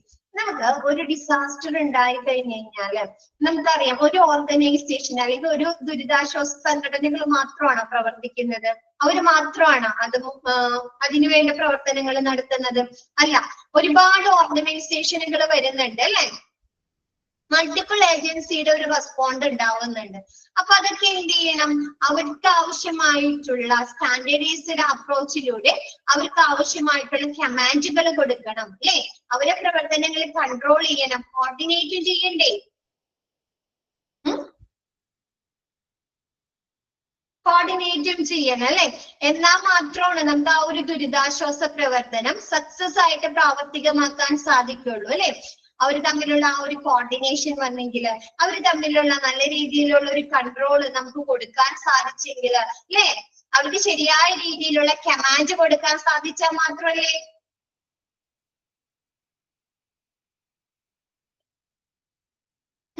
അപ്പൊ അങ്ങനെയുള്ള multiple ഏജൻസികളിൽ നിന്നുള്ള ആ ഒരു response, emergency റെസ്പോൺസുകൾ നമുക്ക് കാര്യക്ഷമമാക്കാൻ വേണ്ടിയിട്ട് നമ്മൾ ഉപയോഗിക്കുന്ന അവരുടെ പ്രവർത്തനങ്ങളെ കമാൻഡ് കൊടുക്കാനും അത് കൺട്രോൾ ചെയ്യാനും അത് കോർഡിനേഷൻ ചെയ്യാനുമുള്ള ഒരു കോമൺ ഹൈറാർക്കിയെയാണ് നമ്മൾ എന്ത് പറയുന്നത്?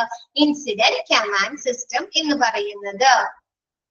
ഒരു സ്റ്റാൻഡേർഡൈസ്ഡ് അപ്രോച്ച് ആണ് നമ്മുടെ ICS എന്ന് പറയുന്നത്. ഒരു സ്റ്റാൻഡേർഡൈസ്ഡ് അപ്രോച്ച് ആണ്.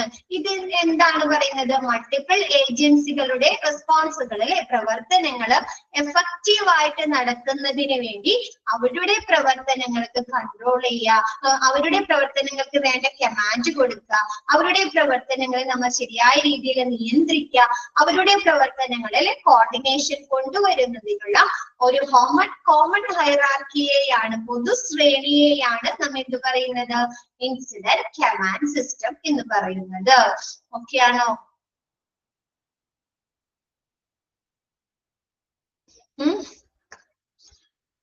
ഇപ്പൊ ഒരു ഫ്ലഡ് ഉണ്ടായി കഴിഞ്ഞിട്ട് നമുക്കറിയാം, ആ ഒരു ഫ്ലഡിന്റെ സമയത്ത് ഒരുപാട് മത്സ്യത്തൊഴിലാളികൾ വരെയും ഇറങ്ങിയിട്ടുണ്ട് അല്ലെ. ആളുകളെ രക്ഷപ്പെടുത്താൻ വേണ്ടിയിട്ട് ഒരുപാട് ഓർഗനൈസേഷനുകൾ ഇറങ്ങി.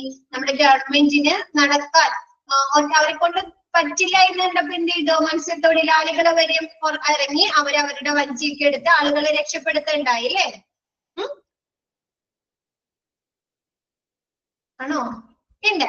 അപ്പൊ അങ്ങനെ പല ഓർഗനൈസേഷനുകള്, പല ആളുകള്, സന്നദ്ധ സംഘടനകൾ വരുമ്പോൾ എന്താണ്?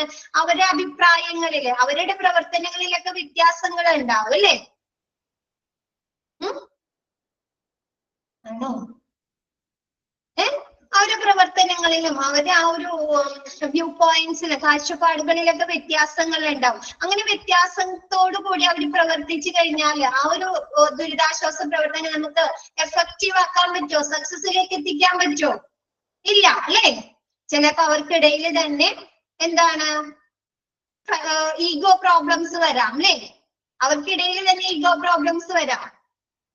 ആ ഒരു സമയത്ത് ഒരുപാട് പ്രശ്നങ്ങൾ കേട്ടതാണ് അല്ലെ. അപ്പൊ അങ്ങനെയൊന്നും ഇല്ലാതിരിക്കുന്നതിന് വേണ്ടി അവരുടെ പ്രവർത്തനങ്ങൾക്ക് വേണ്ട ശരിയായ രീതിയിൽ അവർക്ക് ചെയ്യുന്നതിനുള്ള കമാൻഡ് കൊടുക്കാനും അവരുടെ പ്രവർത്തനങ്ങള് കൺട്രോൾ ചെയ്യാനും അവർക്കിടയിൽ ഒരു കോർഡിനേഷൻ, ഒരു ഏകോപനം കൊണ്ടുവരുന്നതിനുള്ള ഒരു പൊതുശ്രേണിയെയാണ് നമ്മൾ എന്ത് പറയുന്നത്? ഇൻസിഡന്റ് കമാൻഡ് സിസ്റ്റം എന്ന് പറയുന്നത്. ഓക്കെ ആണോ? എല്ലാവർക്കും ഓക്കെ ആണോ?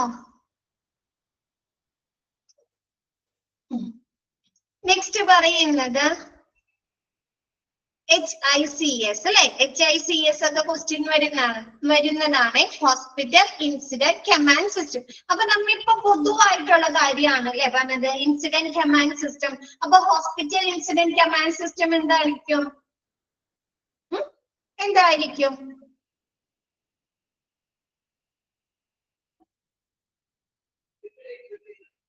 അറിയാമോ?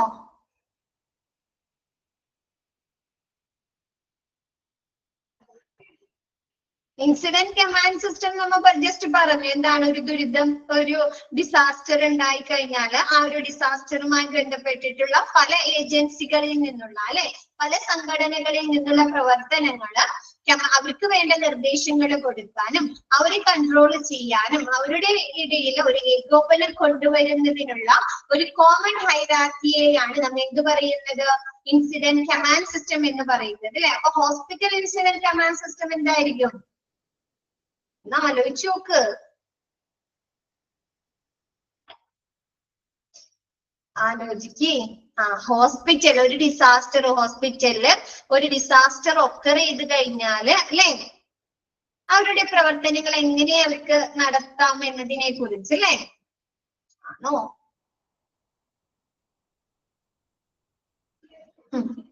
അപ്പൊ HICS is an incident management system based on principle of incident command system അല്ലെ. എന്താണ് നമ്മുടെ ഹോസ്പിറ്റൽ ഇൻസിഡന്റ് കമാൻഡ് സിസ്റ്റം എന്ന് പറയുന്നത്? ഒരു ഇൻസിഡന്റ് മാനേജ്മെന്റ് സിസ്റ്റം ആണ്. എന്തിന്റെ അടിസ്ഥാനത്തിൽ പ്രവർത്തിക്കുന്നത്? നമ്മുടെ ഇൻസിഡന്റ് കമാൻഡ് സിസ്റ്റത്തിന്റെ തത്വത്തിലോ പ്രിൻസിപ്പളില് പ്രവർത്തിക്കുന്ന ഒരു ഇൻസിഡന്റ് മാനേജ്മെന്റ് സിസ്റ്റം ആണ് hospital incident command system, which assists hospital and healthcare organization in improving their emergency management planning, response and recovery capabilities for unplanned and planned events അല്ലെ. എന്താണ് ഈ ഒരു ഹോസ്പിറ്റൽ ഇൻസിഡന്റ് കമാൻഡ് സിസ്റ്റം? നമ്മുടെ ഹോസ്പിറ്റലിനെയും health care ഓർഗനൈസേഷനെയും assist ചെയ്യുന്നുണ്ട് അല്ലെ, help ചെയ്യുന്നുണ്ട്. എന്തിനു വേണ്ടിയാണ് ഹെൽപ്പ് ചെയ്യുന്നത്? നമ്മുടെ ഹോസ്പിറ്റലില് അവര് പ്രതീക്ഷിക്കാതെയും അല്ലെ, അൺപ്ലാനഡ് ചെയ്തിട്ടും പ്ലാൻ ചെയ്തിട്ടും ഒരു ഇവന്റ് സംഭവിക്കുന്ന ഘട്ടത്തില് ആ ഒരു എമർജൻസി സിറ്റുവേഷന് മാനേജ് ചെയ്യുന്നതിനുള്ള പ്ലാനിങ്, അതുമായി ബന്ധപ്പെട്ടിട്ടുള്ള റെസ്പോൺസ്, അതുമായി അതിന്റെ പിന്നെ എന്ത് ചെയ്യണം? അവരെ റിക്കവറി ചെയ്തെടുക്കണം അല്ലെ, വീണ്ടെടുക്കണ്ടേ? ആണോ? അപ്പൊ അങ്ങനെയുള്ള പ്രവർത്തനങ്ങളില് നമ്മുടെ ഹോസ്പിറ്റലിനെയും ഹെൽത്ത് കെയർ ഓർഗനൈസേഷനെയും സഹായിക്കുന്ന ഒരു സിസ്റ്റമാണ് ഹോസ്പിറ്റൽ ഇൻസിഡന്റ് കമാൻഡ് സിസ്റ്റം. നമ്മുടെ ഹോസ്പിറ്റലിൽ പല ഇവന്റ്സുകളും സംഭവിക്കാം. ഇപ്പൊ ഒരു ഡിസാസ്റ്റർ സംഭവിച്ചിട്ട് കുറെ പേഷ്യൻസിനെ കൊണ്ടുവരുന്നത് മാത്രമാണോ നമ്മുടെ ഹോസ്പിറ്റലിൽ ഒരു ഇൻസിഡന്റ് എന്ന് പറയുന്നത്? ആണോ? തീപിടുത്തം ഉണ്ടായി, ഗ്യാസ് ലീക്കേജ് ഉണ്ടായി, അതൊക്കെ എന്താണ്? ഇൻസിഡന്റ് ആണ്. ചിലപ്പോ അത് അവര് പ്രതീക്ഷിക്കാതെ വരുന്ന ഒരു കാര്യമാണ് അല്ലെ, ആണോ? ഗ്യാസ് ലീക്കേജ്, അല്ലെങ്കിൽ അവര് ലേബർ റൂമിൽ നിന്ന്, അല്ലെങ്കിൽ അവർ ആ ഒരു പീഡിയാട്രിക് സെക്ഷനിൽ നിന്ന് ഒരു കുഞ്ഞിനെ കാണാതായി, ആരെങ്കിലും തട്ടിക്കൊണ്ടുപോയി, അതൊക്കെ അവര് പ്രതീക്ഷിച്ചുണ്ടാവുന്നതാണോ? ആണോ? അല്ല അല്ലെ. അപ്പൊ അങ്ങനെ അവര് പ്രതീക്ഷിക്കും, പ്ലാൻ ചെയ്തും അൺപ്ലാനഡ് ചെയ്തിട്ടും എന്തെങ്കിലും ഇവന്റ്സുകൾ ഉണ്ടാകുന്ന സിറ്റുവേഷനിൽ ആ ഒരു എമർജൻസി സിറ്റുവേഷന് വേണ്ട പ്രവർത്തനങ്ങള് പ്ലാൻ ചെയ്യുകയും അത് റെസ്പോണ്ട് ചെയ്യുകയും ആ ഒരു പ്രത്യേക ഘട്ടത്തിൽ നടക്കുന്ന സംഭവങ്ങളിൽ നിന്ന് റിക്കവറി എടുക്കുന്നതിന് നമ്മുടെ ഹോസ്പിറ്റലിനെയും ഹെൽത്ത് കെയർ ഓർഗനൈസേഷനെയും സഹായിക്കുന്ന ഒരു സിസ്റ്റമാണ്, ഒരു മാനേജ്മെന്റ് സിസ്റ്റമാണ് hospital incident command system. Okay ആണോ?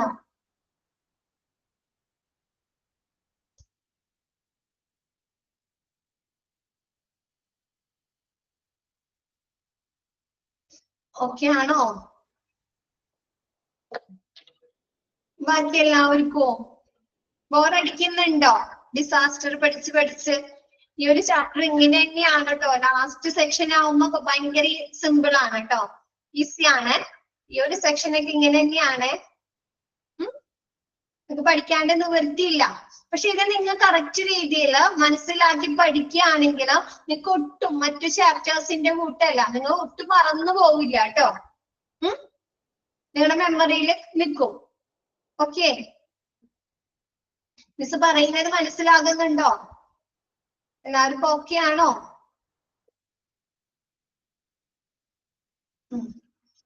ഓക്കെ, നെക്സ്റ്റ് പറയുന്നത് അപ്പൊ നമ്മുടെ കുറച്ച് ഇൻസിഡന്റ് കമാൻഡ് സിസ്റ്റത്തിൽ നമ്മുടെ ഇൻസിഡന്റ് സ്റ്റാഫുകൾ വരുന്നുണ്ട്.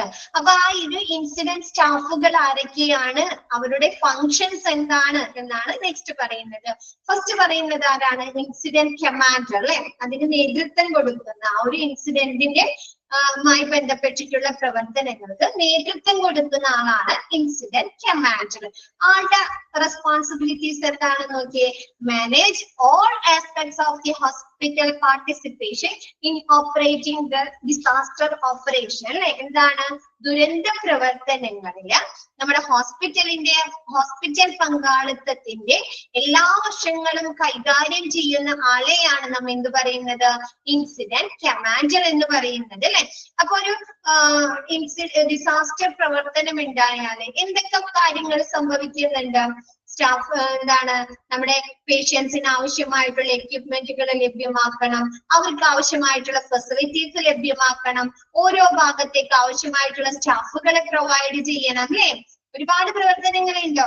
അവർക്ക് ആവശ്യമായിട്ടുള്ള ഫിനാൻസ് വേണം, സ്പേസ് ഒക്കെ തികയുന്നില്ലെങ്കിൽ അല്ലെ, രോഗികൾ കിടത്തുന്നതിനുള്ള ബെഡ്സുകളൊന്നും ഇല്ലെങ്കിൽ അതിന്റെ കപ്പാസിറ്റി കൂട്ടണം, വേണോ? പിന്നെന്താണ്? കമ്മ്യൂണിക്കേഷൻസ് നടത്തണം അല്ലെ, വിവിധ സംഘടനകളുമായി കമ്മ്യൂണിക്കേഷൻസ് നടത്തണം അല്ലെ. അപ്പൊ അങ്ങനെയുള്ള ഒരു ഡിസാസ്റ്റർ പ്രവർത്തനങ്ങളില്, നമ്മുടെ ദുരന്ത പ്രവർത്തനങ്ങളില് ഹോസ്പിറ്റലിന്റെ പങ്കാളിത്തത്തിന്റെ എല്ലാ വശങ്ങളെയും കൈകാര്യം ചെയ്യുക എന്നുള്ളതാണ് നമ്മുടെ ഇൻസിഡന്റ് കമാൻഡറുടെ റെസ്പോൺസിബിലിറ്റി. ഓക്കെ ആണോ?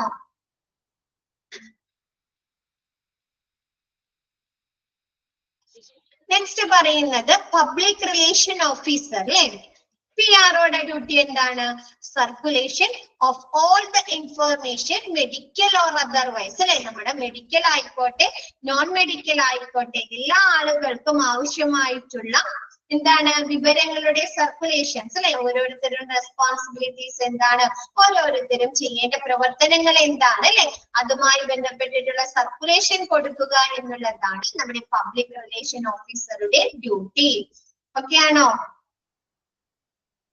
ഇപ്പൊ നമ്മുടെ നോൺ മെഡിക്കൽ എന്ന് പറയുന്ന ഇൻഫെക്ഷനുമായി ബന്ധപ്പെട്ട്, ഇൻഫെക്ഷൻ കൺട്രോളുമായി ബന്ധപ്പെട്ട്, പിന്നെ ഡയറ്ററിയുമായി ബന്ധപ്പെട്ടിട്ടൊക്കെ ഒരുപാട് പ്രവർത്തനങ്ങൾ നടത്തേണ്ടി വരുമോ? സാനിറ്റേഷനുമായി ബന്ധപ്പെട്ടൊക്കെ, ഹൗസ് കീപ്പിംഗുമായി ബന്ധപ്പെട്ടിട്ടൊക്കെ വേണ്ടോ? ഹോസ്പിറ്റലിലാണ് വേണ്ടി വരുമോ? ഒരു ഡിസാസ്റ്റർ വന്നു കഴിഞ്ഞു കഴിഞ്ഞാല് ഹൗസ് കീപ്പിംഗുമായി ബന്ധപ്പെട്ട് വേണോ? സാനിറ്റേഷൻ, സ്റ്റെറിലൈസേഷൻ അല്ലെ, സാനിറ്റേഷനെ പോലെയുള്ള പ്രവർത്തനങ്ങൾ വേണ്ടേ? ക്ലീനിങ്, ഡയറ്ററി സർവീസുമായി ബന്ധപ്പെട്ട് വേണം അല്ലെ. ഇൻഫെക്ഷനുമായി ബന്ധപ്പെട്ടിട്ട് പ്രവർത്തനങ്ങൾ നടക്കണ്ടേ? കൺട്രോൾ ചെയ്യുന്നതിന് വേണ്ടിയിട്ട്, ഇൻഫെക്ഷൻ കൺട്രോൾ ചെയ്യുന്നതിന് വേണ്ടിയിട്ട്. അപ്പൊ എന്താണ്? മെഡിക്കൽ ആയിക്കോട്ടെ അതർവൈസ് നോൺ മെഡിക്കൽ ആക്ടിവിറ്റീസിനൊക്കെ ആവശ്യമായിട്ടുള്ള ഇൻഫർമേഷന്റെ സർക്കുലേഷൻ കൊടുക്കുക, നമ്മുടെ എല്ലാ ഡിപ്പാർട്ട്മെന്റിലേക്കുമുള്ള സർക്കുലേഷൻ കൊടുക്കുക എന്നുള്ളതാണ് നമ്മുടെ പബ്ലിക് റിലേഷൻ ഓഫീസറുടെ ഡ്യൂട്ടി. നെക്സ്റ്റ് പറയുന്നത് സേഫ്റ്റി ആൻഡ് സെക്യൂരിറ്റി അല്ലെ. Operating and alerting all the security staff within the hospital and deploying them അല്ലെ. എന്താണ്? ആശുപത്രിയിലെ എല്ലാ സെക്യൂരിറ്റി ജീവനക്കാരെയും എല്ലാ സെക്യൂരിറ്റി സ്റ്റാഫുകളെയും പ്രവർത്തനക്ഷമമാക്കുകയും അവരെ അലേർട്ട് ചെയ്യുകയും ചെയ്യുക അല്ലെ. ഇപ്പൊ ഒരു ഹോസ്പിറ്റലിൽ ഒരു ഡിസാസ്റ്ററുമായി ബന്ധപ്പെട്ട് ഒരുപാട് ആളുകളെ കൊണ്ടുവന്നു കഴിഞ്ഞാല് അവിടുത്തെ പ്രവർത്തനം എങ്ങനെയായിരിക്കും?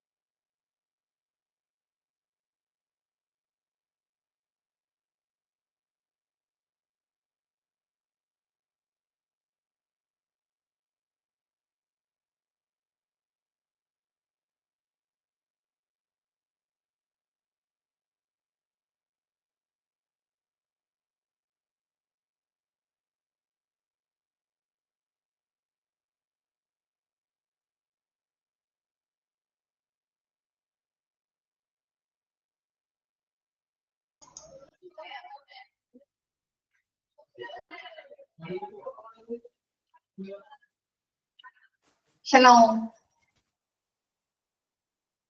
കേൾക്കാൻ പറ്റുന്നുണ്ടോ? ഓക്കെ, നെറ്റ് ഇഷ്യൂ ആയിരുന്നു കേട്ടോ. ക്ലാസ് കട്ടായി പോയതാണ്. ഓക്കെ, കണ്ടിന്യൂ ചെയ്യാം അല്ലെ. ഇന്ന് ഇംഗ്ലീഷ് ക്ലാസ് ഇല്ല, മിസ് തന്നെയാണ് എടുക്കുന്നത്. അപ്പൊ നിങ്ങൾ ഒരു 5 മിനിറ്റ് ബ്രേക്ക് എടുത്തോ, എന്നിട്ട് മിസ് ക്ലാസ് കണ്ടിന്യൂ ചെയ്യാം കേട്ടോ. കുഴപ്പമുണ്ടോ? വേറെ അടിക്കുന്നുണ്ടോ?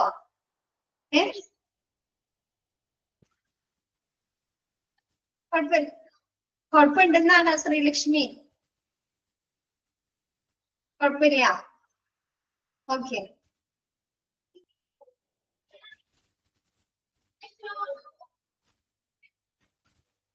ഓക്കെ.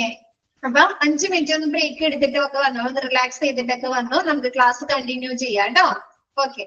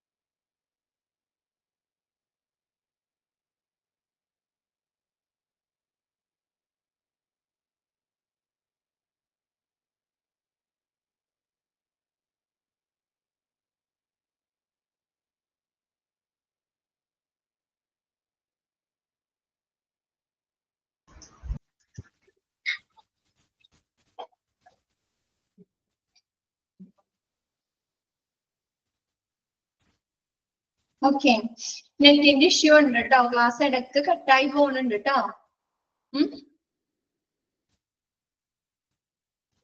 കേൾക്കുന്നുണ്ടോ മിസ് പറയുന്നത്? ഓക്കെ, ഇനി കണ്ടിന്യൂ ചെയ്യാലോ? ഓക്കെ ആണ് അല്ലെ? ഓക്കെ, നമ്മ ഇവിടെ പറയുമ്പോൾ സേഫ്റ്റി ആൻഡ് സെക്യൂരിറ്റി വരെ പറഞ്ഞു അല്ലെ. നെക്സ്റ്റ് 4ാമത്തെ സ്റ്റാഫാണ് liaison officer. Collaborate with the other agencies to the victim of MCA or disaster, providing rescue and relief. അല്ലെ, എന്താണ് നമ്മുടെ ഡിസാസ്റ്ററില്, ദുരന്തത്തിലാണെങ്കിൽ മാസ് കാഷ്വാലിറ്റി ഇൻസിഡന്റുമായി ബന്ധപ്പെട്ടിട്ടുള്ള ഇരകൾക്ക് എന്ത് വേണം? വിക്ടിംസിന് മറ്റ് ഏജൻസികളിൽ നിന്നുള്ള റെസ്ക്യൂ പ്രവർത്തനങ്ങൾ അല്ലെ, രക്ഷാപ്രവർത്തനങ്ങളും ആശ്വാസങ്ങളും വേണം. അവർക്ക് ആവശ്യമായ റിസോഴ്സുകൾ എത്തിച്ചു കൊടുക്കുന്നതിന് വേണ്ടി, അവരെ വീണ്ടും റിക്കവറി ചെയ്യുന്നതിനൊക്കെ വേണ്ടിയിട്ട് മറ്റ് ഏജൻസികളുടെ ഒരു കൂട്ടായ്മ വേണോ? കോപ്പറേഷൻ വേണോ?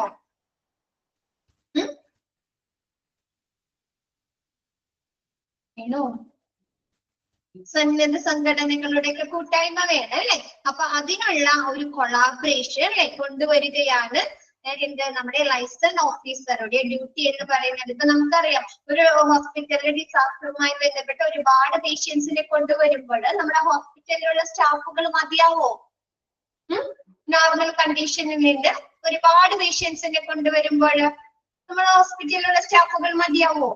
പോരാ അല്ലെ. അപ്പൊ നമ്മൾ പുറത്തു നിന്ന് ആളുകളെ കൊണ്ടുവരണ്ടേ? ഡോക്ടേഴ്സിനെ, നഴ്സുമാരെ, അതർ സ്റ്റാഫുകളെ കൊണ്ടുവരണം അല്ലെ. അതേപോലെ നമ്മുടെ ഹോസ്പിറ്റലിലുള്ള എക്യുപ്മെന്റ്സുകള്, മെഡിസിനുകള്, ബെഡ്സുകളൊക്കെ മതിയാവോ? പറയേ, മനസ്സിലാകുന്നില്ലേ? മതിയാകോ? എക്യുപ്മെന്റുകള്, മിഷനറീസ് നമ്മുടെ ഇല്ല. അപ്പൊ നമ്മ എന്ത് ചെയ്യണം? മറ്റ് ഏജൻസികളുടെ ഒരു സഹകരണം കൊണ്ടുവരണോ? നമ്മുടെ ഈ ഒരു വിക്ടിംസിന് ആവശ്യമായുള്ള റിസോഴ്സുകൾ എത്തിച്ചു കൊടുക്കുന്നതിന് വേണ്ടി, അവർക്ക് ആവശ്യമുള്ള പരിചരണം ലഭ്യമാക്കുന്നതിന് വേണ്ടിയിട്ടൊക്കെ. അപ്പൊ അങ്ങനെയുള്ള ഒരു മറ്റ് ഏജൻസികളുമായി ബന്ധപ്പെട്ട് നമ്മുടെ MCA അല്ലെങ്കിൽ ഡിസാസ്റ്ററുമായി ബന്ധപ്പെട്ടുള്ള വിക്ടിംസിന് വേണ്ട രക്ഷാപ്രവർത്തനങ്ങളും ആശ്വാസവും നൽകുക എന്നുള്ളതാണ് നമ്മുടെ ലൈസൺ ഓഫീസറുടെ ഡ്യൂട്ടി. നെക്സ്റ്റ് പറയുന്നത് പ്ലാനിംഗ് ചീഫ് അല്ലെ, responsible for the man power planning. എന്താണ്? നമുക്ക് എല്ലാ ഡിപ്പാർട്ട്മെന്റിലേക്കും ആവശ്യമായിട്ടുള്ള മാൻ പവർ എത്തിച്ചു കൊടുക്കണോ? അതായത് സ്റ്റാഫുകള് അല്ലെ. മാസ് കാഷ്വാലിറ്റി ഇൻസിഡന്റ്, വലിയ ദുരന്തങ്ങൾ. ഓക്കെ, എന്താണ് നമ്മുടെ ഈ ഒരു ഡിസാസ്റ്ററുമായി ബന്ധപ്പെട്ട് നമ്മുടെ എല്ലാ ഡിപ്പാർട്ട്മെന്റിലെ പ്രവർത്തനങ്ങൾക്ക് ആവശ്യമായ സ്റ്റാഫുകൾ വേണം. കാഷ്വാലിറ്റിയിലേക്ക്, ICUയിലേക്ക്, സർജറി സെക്ഷനിലേക്ക് അല്ലേ,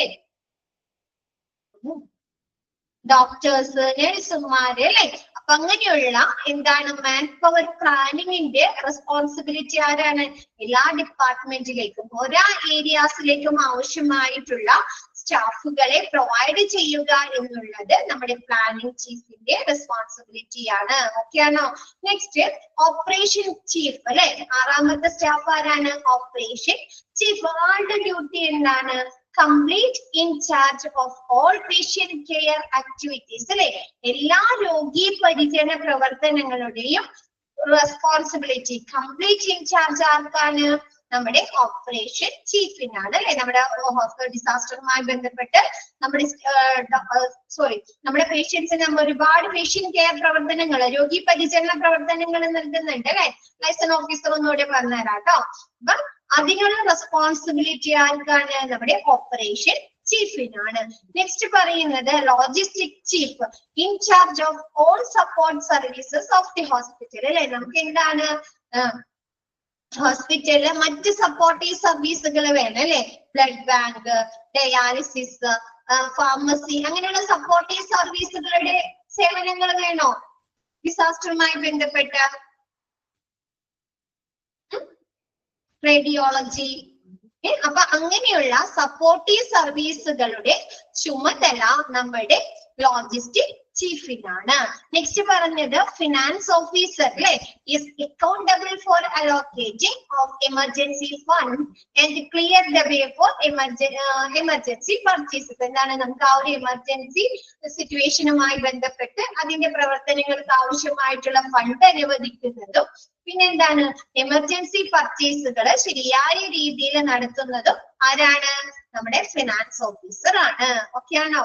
ലൈസൺ ഓഫീസർ എന്ന് പറഞ്ഞു കഴിഞ്ഞാല് ആ ഒരു കാഷ്വാലിറ്റിയും ആ ഒരു ഡിസാസ്റ്ററുമായി ബന്ധപ്പെട്ട് നമുക്ക് പുറത്തു നിന്നുള്ള ഏജൻസികളുടെ സംഘടനകളുടെ സഹായം ആവശ്യമായി വരുന്നുണ്ടോ? നമുക്കറിയാം ഹോസ്പിറ്റലില് ഉള്ള സ്റ്റാഫുകൾ നമുക്ക് മതിയാവോ? ഡോക്ടേഴ്സ്, നഴ്സുമാര്, അതർ വോളണ്ടിയേഴ്സ് മതിയാവോ? ഇല്ല അല്ലെ. അപ്പൊ നമ്മൾ എന്ത് ചെയ്യണം? പുറത്തു നിന്ന് ആളുകളെ കൊണ്ടുവരണോ? കൊണ്ടുവരണം. അതേപോലെ നമ്മുടെ ഹോസ്പിറ്റലിലുള്ള മെഷീനറീസ്, എക്യുപ്മെന്റുകള്, റിസോഴ്സുകൾ, മെഡിസിൻ ഒക്കെ മതിയാവോ? ഇല്ല അല്ലെ. അതൊക്കെ സംഘടിപ്പിക്കണം അല്ലെ. അപ്പൊ അതവർക്ക് എന്താണ്, മറ്റ് ഏജൻസികളിൽ നിന്നായിരിക്കും, മറ്റ് സന്നദ്ധ സംഘടനകളിൽ നിന്ന് അല്ലെങ്കിൽ മറ്റു ഹോസ്പിറ്റലിൽ നിന്നൊക്കെ അത് ലഭ്യമാകുന്നത് അല്ലേ?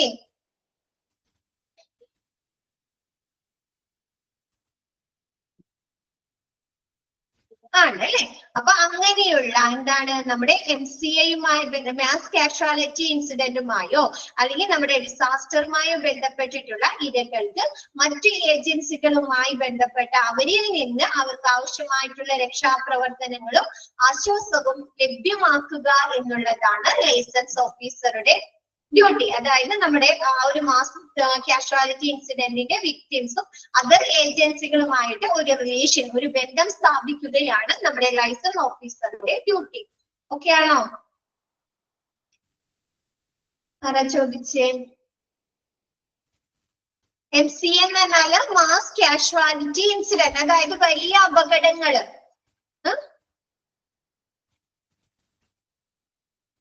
വലിയ അപകടങ്ങളെയാണ് നമ്മൾ മാസ് കാഷ്വാലിറ്റി ഇൻസിഡന്റ് എന്ന് പറയുന്നത്. ബോംബ് സ്ഫോടനം നടക്കുക, അല്ലെങ്കിൽ ട്രെയിനൊക്കെ അപകടം സംഭവിക്കുക, അല്ലെങ്കിൽ വിമാനാപകടം, ഒക്കെ വലിയ വലിയ അപകടങ്ങളില്ലേ, അതിനെയാണ് നമ്മൾ എന്ത് പറയുന്നത്, മാസ് കാഷ്വാലിറ്റി ഇൻസിഡന്റ് എന്ന് പറയുന്നത്. ഓക്കെ ആണോ?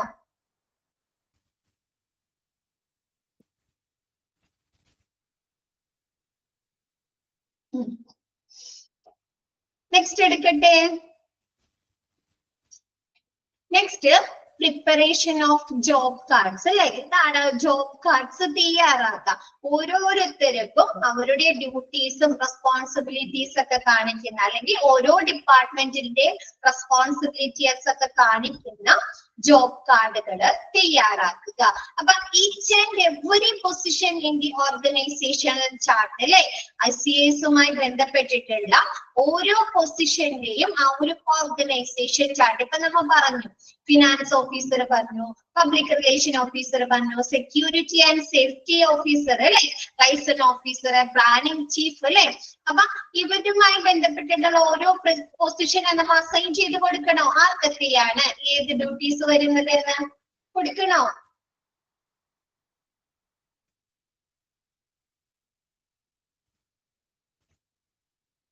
ഓപ്പറേഷണൽ ചീഫ് ആരായിരിക്കണം അല്ലെ?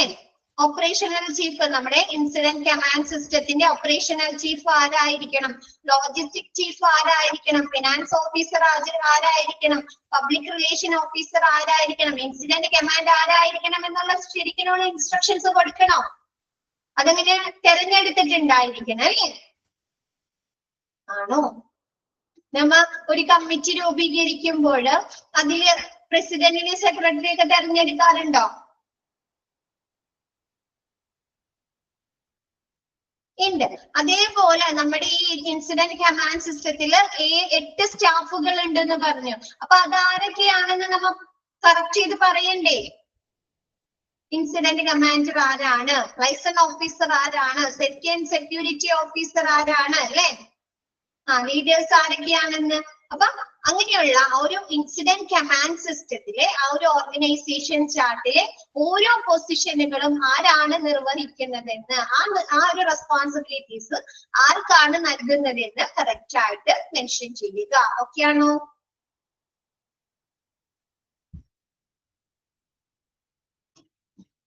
നെക്സ്റ്റ് പറയുന്നത് comprehensive stored safely in disaster manual, colour coded and laminated.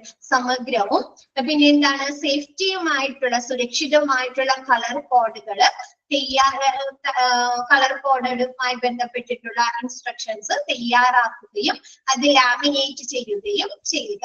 നമ്മുടെ ഹോസ്പിറ്റലില് പലതരത്തിലുള്ള കളർ കോഡുകൾ യൂസ് ചെയ്യുന്നുണ്ട്. മിസ് കാണിച്ചേരെ, ഈ ഒരു ബോക്സ് കണ്ടോ ലാസ്റ്റ് സെക്ഷനില്. അപ്പൊ എന്താണ് കോഡ് റെഡ് ഉണ്ട്, കോഡ് പിങ്ക് ഉണ്ട്, കോഡ് ഓറഞ്ച് ഉണ്ട്, കോഡ് ബ്ലൂ ഉണ്ട്. അപ്പൊ ഇതുമായി ബന്ധപ്പെട്ടിട്ട് ഓരോ ഇൻസ്ട്രക്ഷൻസ് ഉണ്ടാവും അല്ലെ. കോഡ് റെഡ് എപ്പോഴാണ് അലേർട്ട് ചെയ്യേണ്ടത്, അതുമായി ബന്ധപ്പെട്ട് എന്തൊക്കെ പ്രവർത്തനങ്ങളാണ് നടത്തേണ്ടത്, അതുമായി ബന്ധപ്പെട്ട് എന്തൊക്കെ റൂൾസുകളാണ് ഫോളോ ചെയ്യുന്നതെന്നുള്ള ഇൻസ്ട്രക്ഷൻസ് ഇല്ലേ. കോഡ് റെഡ് നമുക്ക് എപ്പോഴാണ് ഫയറോ അല്ലെങ്കിൽ സ്മോക്കോ അങ്ങനത്തെ വരുമ്പോഴാണ് കോഡ് റെഡ് അലേർട്ട് ചെയ്യുന്നത്.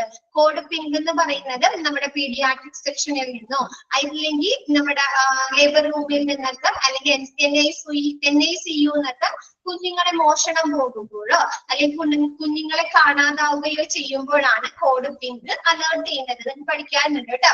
അപ്പൊ അങ്ങനെയുള്ള കോഡ് കളർ കോഡുകള് വ്യക്തമായിട്ട് അതിനുവേണ്ട ഇൻസ്ട്രക്ഷൻസ് കൊടുക്കുകയും അത് ലാമിനേറ്റ് ചെയ്ത് സൂക്ഷിക്കുകയും ചെയ്യുക. ഓക്കെ ആണോ?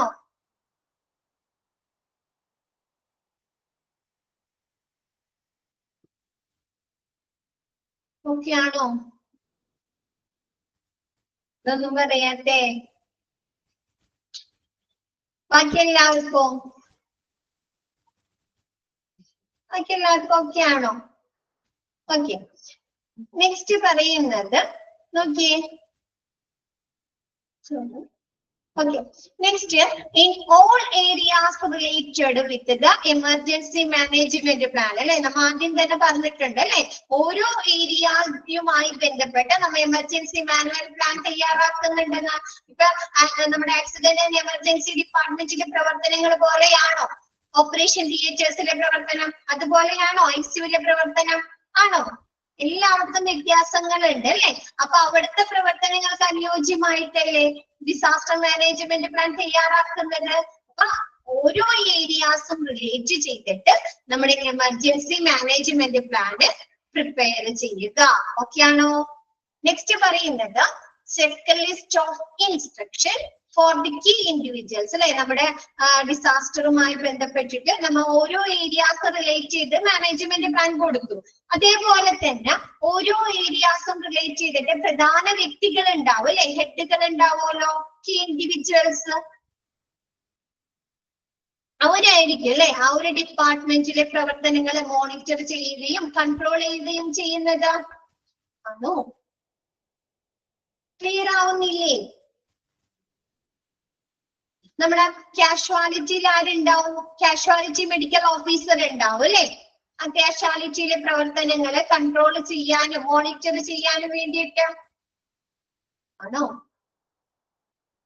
അതേപോലെ ഓരോ ഏരിയാസിലും ഉണ്ടാവും അല്ലെ. അപ്പൊ അങ്ങനെയുള്ള പ്രധാന വ്യക്തികൾക്ക് അവർ ചെയ്യേണ്ട റെസ്പോൺസിബിലിറ്റീസ് എന്താണ്, അവരവിടുത്തെ പ്രവർത്തനങ്ങളെ എങ്ങനെയായിരിക്കണം മാനേജ് ചെയ്യുന്നത് എന്നതുമായി ബന്ധപ്പെട്ടിട്ടുള്ള ഇൻസ്ട്രക്ഷൻസ് നൽകുക ഡിപ്പാർട്ട്മെന്റ് ഹെഡ്. ഓക്കെ. ഓക്കെ ആണോ? നെക്സ്റ്റ് പറയുന്നത് information needed for the individuals അല്ലെ. അതേപോലെ നമ്മൾ പ്രധാന വ്യക്തികൾക്ക് കൊടുക്കുന്നത് പോലെ തന്നെ ഈ ഡിസാസ്റ്ററുമായി ബന്ധപ്പെട്ടിട്ടുള്ള എല്ലാ ആളുകൾക്കും അവരുടെ പ്രവർത്തനങ്ങളുമായി ബന്ധപ്പെട്ടിട്ടുള്ള വിവരങ്ങൾ ഇൻഫർമേഷൻസ് പ്രൊവൈഡ് ചെയ്യുക. Next colour coded for different categories of staff അല്ലെ. നമ്മൾ പറഞ്ഞ കോഡ് റെഡ് ഉണ്ട്, പിങ്ക് ഉണ്ട്, ഓറഞ്ച് ഉണ്ട് എന്നൊക്കെ പറഞ്ഞു അല്ലെ, ബ്ലൂ ഉണ്ട്. അപ്പൊ ആ ഓരോ കോഡുമായി ബന്ധപ്പെട്ടിട്ടുള്ള കാറ്റഗറിയിൽ പെടുന്ന ഓരോ കാറ്റഗറിയിലും പെടുന്ന സ്റ്റാഫുകൾ ആരൊക്കെയാണെന്നും അവർക്ക് വേണ്ട റെസ്പോൺസിബിലിറ്റീസും നൽകുക. ഓക്കെ ആണോ?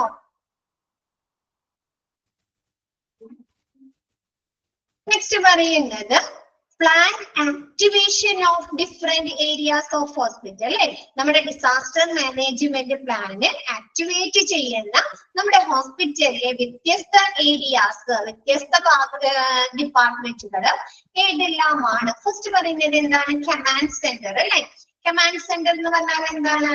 അവർക്ക് വേണ്ട നിർദ്ദേശങ്ങൾ കൊടുക്കാനും അവരെ കൺട്രോൾ ചെയ്യാനൊക്കെ വേണ്ടിയിട്ട് അല്ലെ, നമ്മുടെ ഡിസാസ്റ്ററുമായി ബന്ധപ്പെട്ടിട്ടുള്ള പ്രവർത്തനങ്ങൾ കൺട്രോൾ ചെയ്യാനും അത് നിരീക്ഷിക്കുന്നതിന് വേണ്ടി, മോണിറ്റർ ചെയ്യുന്നതിനൊക്കെ വേണ്ടിയിട്ട് ഒരു കമാൻഡ് സെന്റർ ഉണ്ടായിരിക്കുക.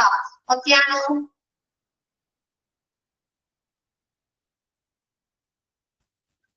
ഓക്കെ ആണോ? നെക്സ്റ്റ് പറയുന്നത് communication office or paging or hotline areas or telephone exchange അല്ലെ. ആ ഒരു അവർക്ക് ആവശ്യമായി, നമ്മുടെ സ്റ്റാഫുകൾക്ക് ആവശ്യമായിട്ടുള്ള ആശയവിനിമയം നടത്തുന്നതിന് വേണ്ടിയിട്ട് അല്ലെ, അവർക്ക് ആവശ്യമായിട്ടുള്ള ഇൻഫർമേഷൻ പാസ് ചെയ്യുന്നതിന് വേണ്ടിയിട്ടുള്ള ഒരു കമ്മ്യൂണിക്കേഷൻ ഓഫീസോ അല്ലെങ്കിൽ പേജിങ് കേട്ടിട്ടുണ്ടോ നിങ്ങൾ? പേജിങ് കേട്ടിട്ടുണ്ടോ? പേജിങ് എന്ന് പറഞ്ഞു കഴിഞ്ഞാല് നമ്മുടെ ഇൻഫർമേഷൻസ് ഒക്കെ നമ്മ എന്താണ് ലൗഡ് സ്പീക്കറിലോ അല്ലെങ്കിൽ മൈക്ക് വെച്ചൊക്കെ അനൗൺസ് ചെയ്യില്ലേ, മറ്റുള്ളവരെ പെട്ടെന്ന് അവർക്ക് ശ്രദ്ധ കൊടുക്കുന്നതിന് വേണ്ടിയിട്ട്, ശ്രദ്ധ കേന്ദ്രീകരിക്കുന്നതിന് വേണ്ടി. അപ്പൊ അങ്ങനെയുള്ള പേജിങ് ഉണ്ടായിരിക്കും. അതല്ലെങ്കിൽ ഹോട്ട്ലൈൻ ഏരിയാസ് അല്ലെ, ഹെൽപ്പ് ലൈൻ ഏരിയാസ് ഒക്കെ, എമർജൻസി നമ്പർ ഒക്കെ, ആംബുലൻസ്, ഫയർ, അപ്പൊ അങ്ങനെയുള്ള ഹോട്ട്ലൈൻ ഏരിയാസ് ഉണ്ട്. നെക്സ്റ്റ് ടെലിഫോൺ എക്സ്ചേഞ്ച്, നമ്മുടെ ആശയങ്ങൾ കൈമാറുന്നതിന് വേണ്ടിയിട്ട് ടെലിഫോൺ എക്സ്ചേഞ്ചും ഉണ്ടായിരിക്കും. നെക്സ്റ്റ് പറയുന്നത് സെക്യൂരിറ്റി ഓഫീസറിന്റെ പോലീസ് പിക്കറ്റ് അല്ലെ. എന്താണ്? അവിടുത്തെ ആ ഒരു തിരക്ക് കൺട്രോൾ ചെയ്യുന്നതിന് വേണ്ടിയിട്ടും ആളുകളെ നിയന്ത്രിക്കുന്നതിന് വേണ്ടിയിട്ടൊക്കെ അവിടുത്തെ പ്രവർത്തനങ്ങള് സ്മൂത്ത് ആയിട്ട് റൺ ചെയ്യുന്നതിനൊക്കെ വേണ്ടിയിട്ട് സെക്യൂരിറ്റി ഓഫീസും പോലീസ് പിക്കറ്റും ഉണ്ടായിരിക്കും. നെക്സ്റ്റ് പറയുന്നത് എന്താണ്? റിസപ്ഷൻ ആൻഡ് ട്രയേജ് ഏരിയാസ് അല്ലെ. നമ്മുടെ പേഷ്യൻസിന് അവരുടെ ആ ഒരു അഡ്മിഷൻ പ്രൊസീജിയർ, രജിസ്ട്രേഷൻ ഒക്കെ നടത്തുന്നതിന് വേണ്ടിയിട്ട് റിസപ്ഷനും നമ്മുടെ കാഷ്വാലിറ്റിയിൽ കൊണ്ടുവരുന്ന പേഷ്യൻസിനെ ട്രയേജ് നൽകുന്നതിന് വേണ്ടിയിട്ട് ട്രയേജ് ഏരിയാസ് ഉണ്ടായിരിക്കും. ഡീകണ്ടാമിനേഷൻ ഏരിയ ഇഫ് നീഡഡ്, ആവശ്യമെങ്കിൽ എന്താണ് അണുവിമുക്തമാക്കിയ ഡീകണ്ടാമിനേഷൻ ഏരിയ ഉണ്ടായിരിക്കും.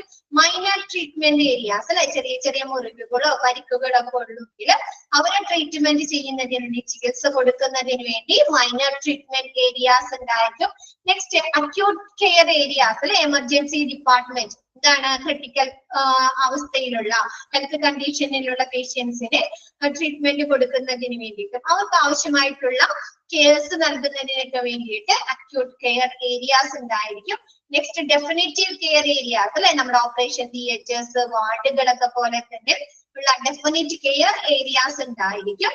നെക്സ്റ്റ് പറയുന്നത് ഇന്റൻസീവ് ട്രീറ്റ്മെന്റ് ഏരിയ അല്ലെ, നമ്മുടെ ICU ഒക്കെ പോലെ തന്നെ ഇന്റൻസീവ് ട്രീറ്റ്മെന്റ് ഏരിയാസ്.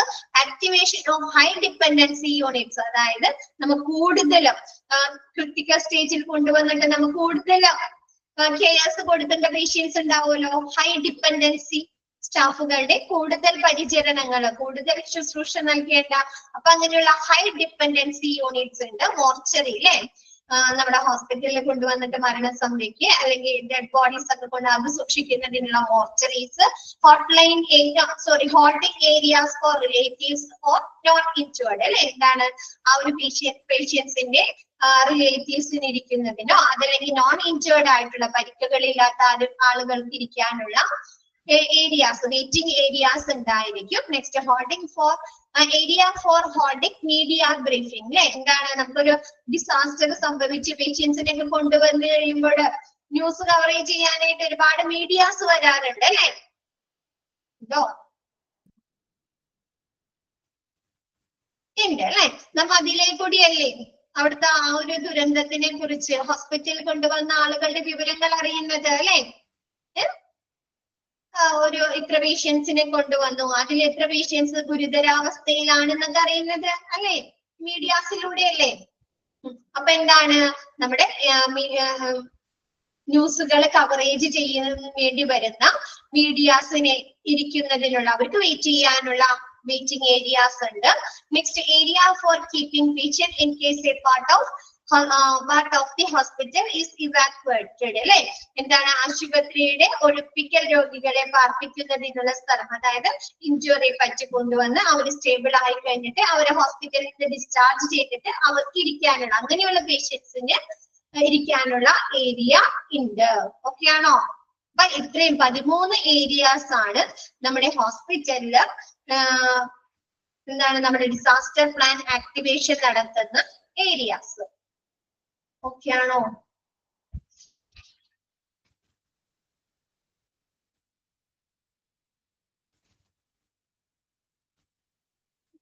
ഇപ്പൊ ഡിസാസ്റ്ററിന്റെ പ്രവർത്തനങ്ങളൊക്കെ കഴിഞ്ഞു, എല്ലാവരും ഓക്കെ ആയി കഴിഞ്ഞാൽ നമ്മൾ എന്ത് ചെയ്യും? ആ എമർജൻസി പ്ലാൻ ഡീആക്ടിവേറ്റ് ചെയ്യില്ലേ? എല്ലാ പ്രവർത്തനങ്ങളും കൺട്രോൾ ആയി കഴിഞ്ഞാല് ആണോ?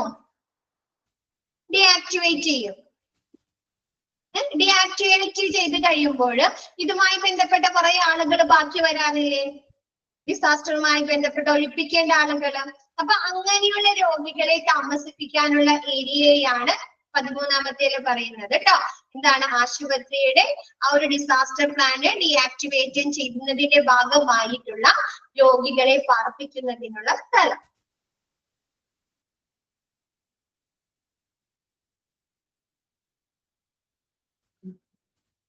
അതല്ലെങ്കിൽ നമ്മുടെ ഈ വെയിറ്റിംഗ് ഏരിയാസ്, ഇപ്പൊ മിസ് പറഞ്ഞു നമ്മുടെ holding area for relatives or non injured എന്ന് പറഞ്ഞു അല്ലെ. അപ്പൊ അതെന്താണ്? നമ്മുടെ റിലേറ്റീവ്സിന് അല്ലെങ്കിൽ ഇഞ്ചുറി പറ്റിയ പേഷ്യൻസിനെ, ഇഞ്ചുറി ഇല്ലാത്ത, നോൺ ഇഞ്ചുറി പരിക്കുകൾ ഇല്ലാത്ത ആളുകളെ വെയിറ്റ് ചെയ്യാനുള്ള, അവരിരുത്താനുള്ള ഏരിയ ആണ് അല്ലെ. അപ്പൊ നമുക്ക് ഒരുപാട് പേഷ്യൻസ് ഒക്കെ കൂടിക്കഴിയുമ്പോൾ നമുക്ക് ആ ഒരു ബെഡ് സ്പേസ് മതിയാവോ? വാർഡുകള്, റൂംസുകള്, കാഷ്വാലിറ്റിയിലെ സ്പേസ് ഒക്കെ മതിയാവോ? ഇല്ല. അപ്പൊ നമ്മ എന്ത് ചെയ്യും? ഇത്തരത്തിലുള്ള വെയിറ്റിംഗ് ഏരിയാസ് നമ്മൾ റൂമുകളാക്കി മാറ്റും അല്ലെ. താൽക്കാലികമായിട്ട് റൂമുകളാക്കി മാറ്റുമല്ലോ. അപ്പൊ ഇത്തരത്തിലുള്ള ഈ ഹോൾഡ് ചെയ്യേണ്ട റിലേറ്റീവ്സിനെയും നോൺ ഇഞ്ചുറി പറ്റിയ ആളുകളെ നമുക്ക് ഇരുത്തണ്ടേ?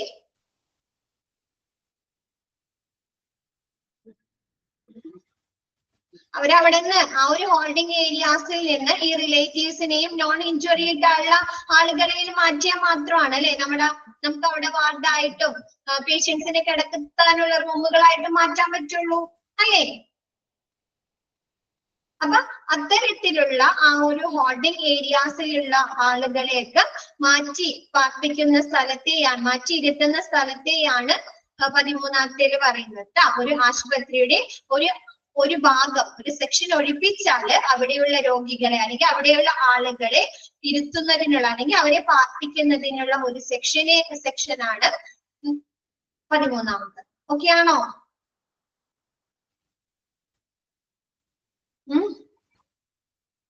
ഓക്കെ ആണോ?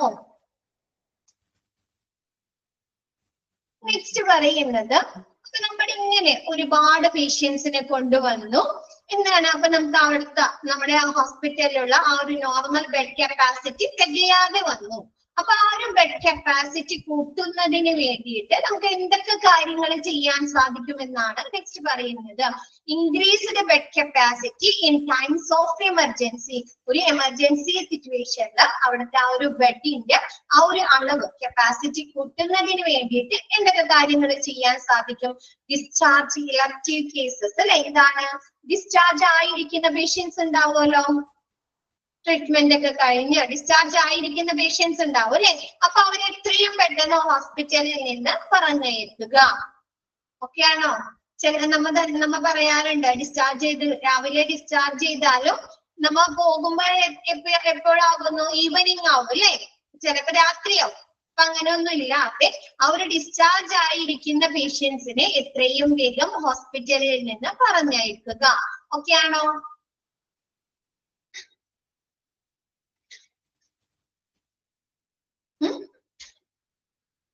ഓക്കെ ആണോ? നെക്സ്റ്റ് പറയുന്നത് ഡിസ്ചാർജ് സ്റ്റേബിൾ റിക്കവറിംഗ് പേഷ്യൻസ് അല്ലെ. ഇപ്പൊ നമ്മുടെ ഹോസ്പിറ്റലില് ചിലപ്പോ അവര് മരുന്നുകളൊക്കെ കൊടുത്ത് അവർക്ക് വേണ്ടി ട്രീറ്റ്മെന്റുകളൊക്കെ കൊടുത്ത് സ്റ്റേബിൾ ആയിട്ടുണ്ടാവും. പക്ഷെ എന്നാലും ഡോക്ടർ പറയല്ലേ ഇന്നത്തെയും കൂടി നോക്കിയിട്ട് പോവാന്ന് പറഞ്ഞ പേഷ്യൻസ് ഉണ്ടാവുമല്ലോ, സ്ഥിരത വീണ്ടെടുത്ത പേഷ്യൻസ്. അപ്പൊ അങ്ങനെയുള്ള പേഷ്യൻസിനെ ഡിസ്ചാർജ് ചെയ്ത് പറഞ്ഞയക്കുക. ഓക്കെ ആണോ? ഓക്കെ ആണോ? നെക്സ്റ്റ് പറയുന്നത് stop admitting non emergency patients.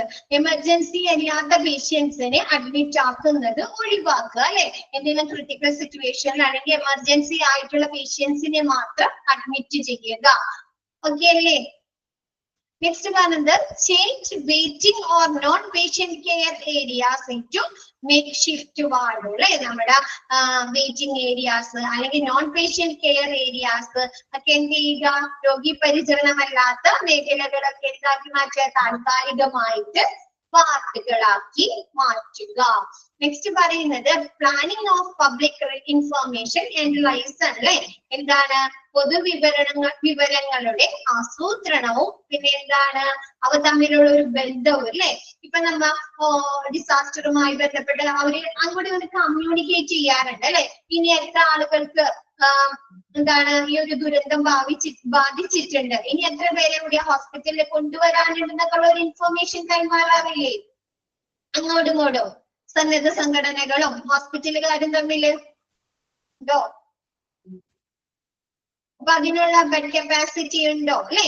അപ്പൊ അങ്ങനെയുള്ള പ്ലാനിങ് ഓഫ് പബ്ലിക് റിലേഷൻ, പൊതുവിവരങ്ങളുടെ ആസൂത്രണവും അത് തമ്മിലുള്ള ഒരു ബന്ധവും അല്ലെ. അപ്പൊ അതിനനുസരിച്ച് നമുക്ക് ഹോസ്പിറ്റലിലെ ബെഡ് കപ്പാസിറ്റി കൂട്ടാലോ. ഇപ്പൊ ഹോസ്പിറ്റലിൽ ഓൾറെഡി ഒരുപാട് പേഷ്യൻസിനെ കൊണ്ടുവന്നിട്ടുണ്ട്. അപ്പൊ ഇനി പറയാണ് ഇനി ഒരു 19 പേർക്കും കൂടി ഇഞ്ചുറീസ് ഒക്കെ പറ്റിയിട്ടുണ്ട്, അവരെയും കൂടി ഇനി ഹോസ്പിറ്റലിലേക്ക് കൊണ്ടുവരണം എന്ന് പറഞ്ഞു കഴിഞ്ഞാല് അവിടെ ഹോസ്പിറ്റലിൽ അവർക്ക് എന്ത് ചെയ്യാം? അതിനനുസരിച്ച് അറേഞ്ച് ചെയ്യാം അല്ലെ.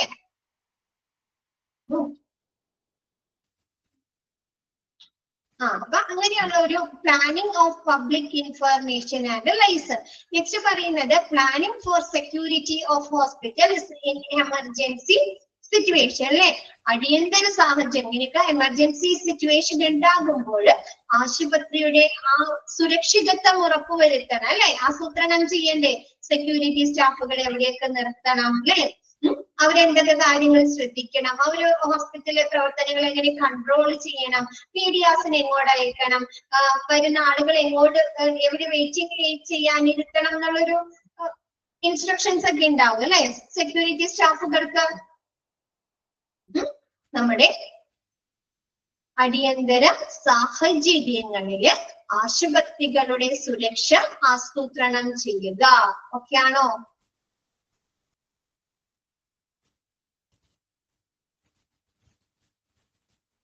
ഓക്കെ ആണോ?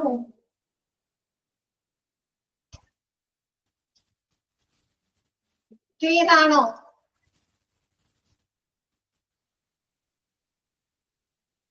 ഡിസാസ്റ്റർ കേട്ടിട്ട് മതിയായോ?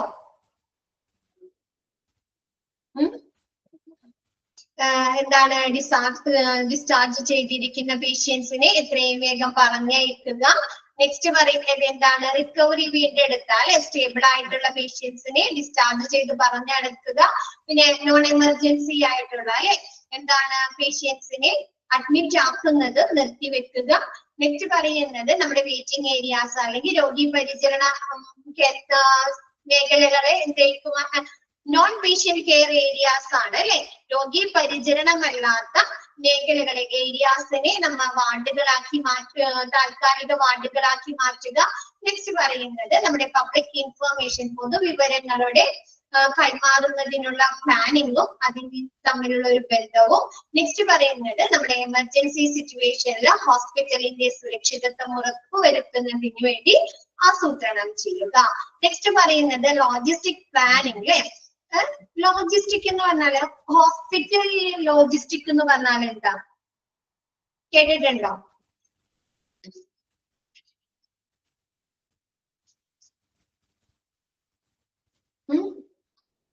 ഹോസ്പിറ്റലിന് ലോജിസ്റ്റിക് എന്താണ്?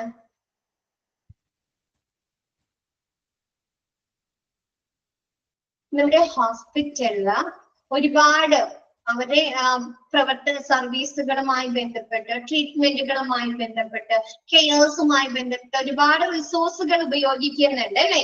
മെഷീനറീസ്, എക്യുപ്മെന്റുകള്, മെഡിസിനുകള് ആണോ, അപ്പാരറ്റസ്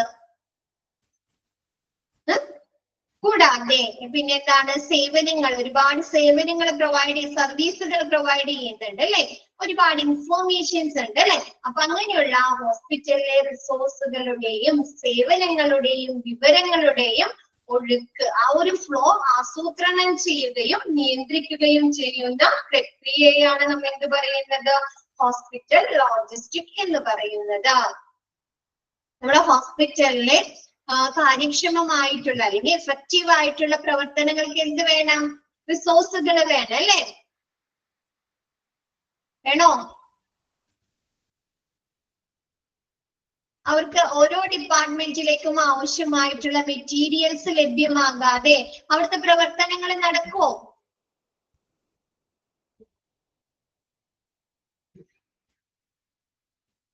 നടക്കോ?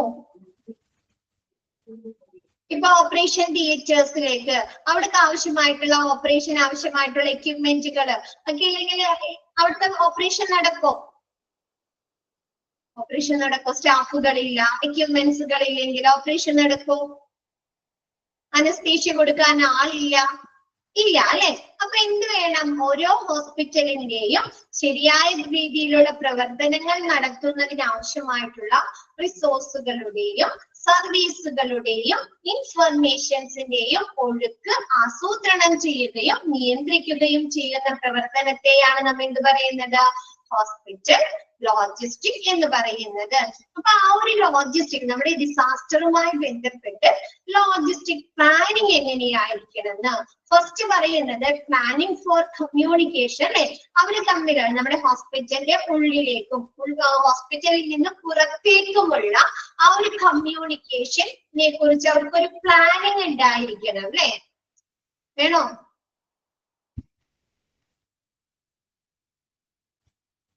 അപ്പൊ ഫസ്റ്റത്തെ എന്താണ്, ഇൻഫർമേഷൻ കൈമാറുന്നതില് നമ്മുടെ ഹോസ്പിറ്റലിൽ നിന്ന് പുറത്തേക്കും ഹോസ്പിറ്റലിന്റെ അകത്തേക്കും ഇൻഫർമേഷൻ കൈമാറുന്നതില്, വിവരങ്ങൾ കൈമാറുന്നതില് ശരിയായ രീതിയിലുള്ള ആസൂത്രണം ഉണ്ടായിരിക്കാം. നെക്സ്റ്റ് പറയുന്നത് ട്രാൻസ്പോർട്ടേഷൻസ് അല്ലെ. ഇപ്പൊ നമ്മൾ എന്ത് ചെയ്യണം, ചിലപ്പോ ഹോസ്പിറ്റലിൽ നിന്ന് പുറത്തേക്ക് അതർ ഹോസ്പിറ്റലിലേക്ക് സ്റ്റാഫ് പേഷ്യൻസിനെ കൊണ്ടുപോകേണ്ടി വരും അല്ലെ, എമർജൻസി സിറ്റുവേഷനിലൊക്കെ വരുമ്പോൾ. ആണോ? അവിടുത്തെ ഫെസിലിറ്റീസ് ഒക്കെ അതിനനുസരിച്ച് ഫെസിലിറ്റീസ് ഇല്ലെങ്കിൽ അല്ലെ, അപ്പൊ എന്ത് ചെയ്യണം, നമ്മുടെ ഹോസ്പിറ്റലിലെ അതർ ഹോസ്പിറ്റലിലേക്ക് to and from the site അല്ലെങ്കിൽ ഹോസ്പിറ്റലിന്റെ ഉള്ളിലെ മറ്റേതെങ്കിലും ഏരിയാസിലേക്ക് നമ്മുടെ സ്റ്റാഫുകളെ കൊണ്ടുപോകുന്നതിനുള്ള ട്രാൻസ്പോർട്ടേഷൻ അവർ ശരിയായ രീതിയിൽ പ്ലാൻ ചെയ്തിട്ടുണ്ടായിരിക്കണ്ടേ. വേറെ ഹോസ്പിറ്റലിലേക്ക് കൊണ്ടുപോകണമെങ്കിൽ അതിന് വേണ്ട ഗതാഗതം എങ്ങനെ ഒരുക്കണം അല്ലേ, ആംബുലൻസ് സർവീസ് അവർക്ക് എങ്ങനെ ലഭ്യമാക്കണം, അതല്ലെങ്കിൽ എന്താണ്, നമ്മുടെ ഹോസ്പിറ്റലിന്റെ ഉള്ളില് ഇപ്പൊ ICU നിന്ന് വെന്റിലേറ്റേഴ്സിൽ നിന്ന് മാറ്റണം, അല്ലെങ്കിൽ കാഷ്വാലിറ്റിയിൽ നിന്ന് ICUലേക്ക് മാറ്റണമെങ്കിൽ അതിനാവശ്യമായിട്ടുള്ള സ്ട്രക്ചേഴ്സ്, വീൽ ചെയേഴ്സ് ഒക്കെ അവർക്ക് ലഭ്യമായിരിക്കണ്ടേ, അതൊക്കെ അറേഞ്ച് ചെയ്ത് വെക്കണം അല്ലേ, ആണോ? ആലോചിച്ച് നോക്കും മക്കളെ, ക്ലിയർ അല്ലേ? അപ്പൊ അങ്ങനെയുള്ള ഒരു ട്രാൻസ്പോർട്ടേഷൻ പ്ലാൻ ചെയ്യേണ്ട ഒരു ആദ്യം തന്നെ പ്രീ ഡിസാസ്റ്റർ ഫേസിൽ ചെയ്ത പോലെ പ്ലാൻ ചെയ്യണ്ടേ. നെക്സ്റ്റ് പറയുന്നത് സ്റ്റോഴ്സ് പ്ലാൻ അല്ലേ. അവർക്ക് ആവശ്യമായിട്ടുള്ള റിസോഴ്സുകൾ വേണ്ടേ, ഓരോ ഡിപ്പാർട്ട്മെന്റിലെ പ്രവർത്തനങ്ങളും നടത്തുന്നതിന് ആവശ്യമായിട്ടുള്ള സാധനങ്ങൾ വേണം അല്ലെ, റിസോഴ്സുകൾ വേണം. അപ്പൊ അത് എവിടെന്നാ നമുക്ക് ലഭിക്കുന്നത്, സ്റ്റോഴ്സിൽ നിന്നാണ് അല്ലെ, ഹോസ്പിറ്റൽ സ്റ്റോഴ്സുകളിൽ നിന്നല്ലേ, ഫാർമസിയിൽ നിന്ന്, അതർ സ്റ്റോഴ്സുകളിൽ നിന്നാണ് അല്ലെ. അപ്പൊ അങ്ങനെയുള്ള സ്റ്റോഴ്സുകളിലെ ആവശ്യമായിട്ടുള്ള റിസോഴ്സുകൾ ഉണ്ടാകുന്നതിനുള്ള അറേഞ്ച് ചെയ്യുന്നതിനുള്ള പ്ലാനിങ്.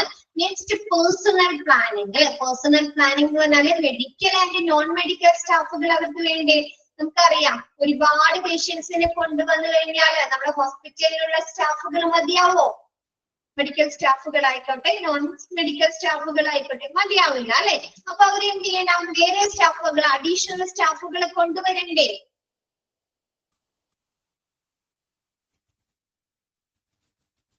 അപ്പൊ അതിനുള്ള പ്ലാൻ ചെയ്തിരിക്കണം, പേഴ്സണൽ പ്ലാനിങ് ഉണ്ടായിരിക്കണം.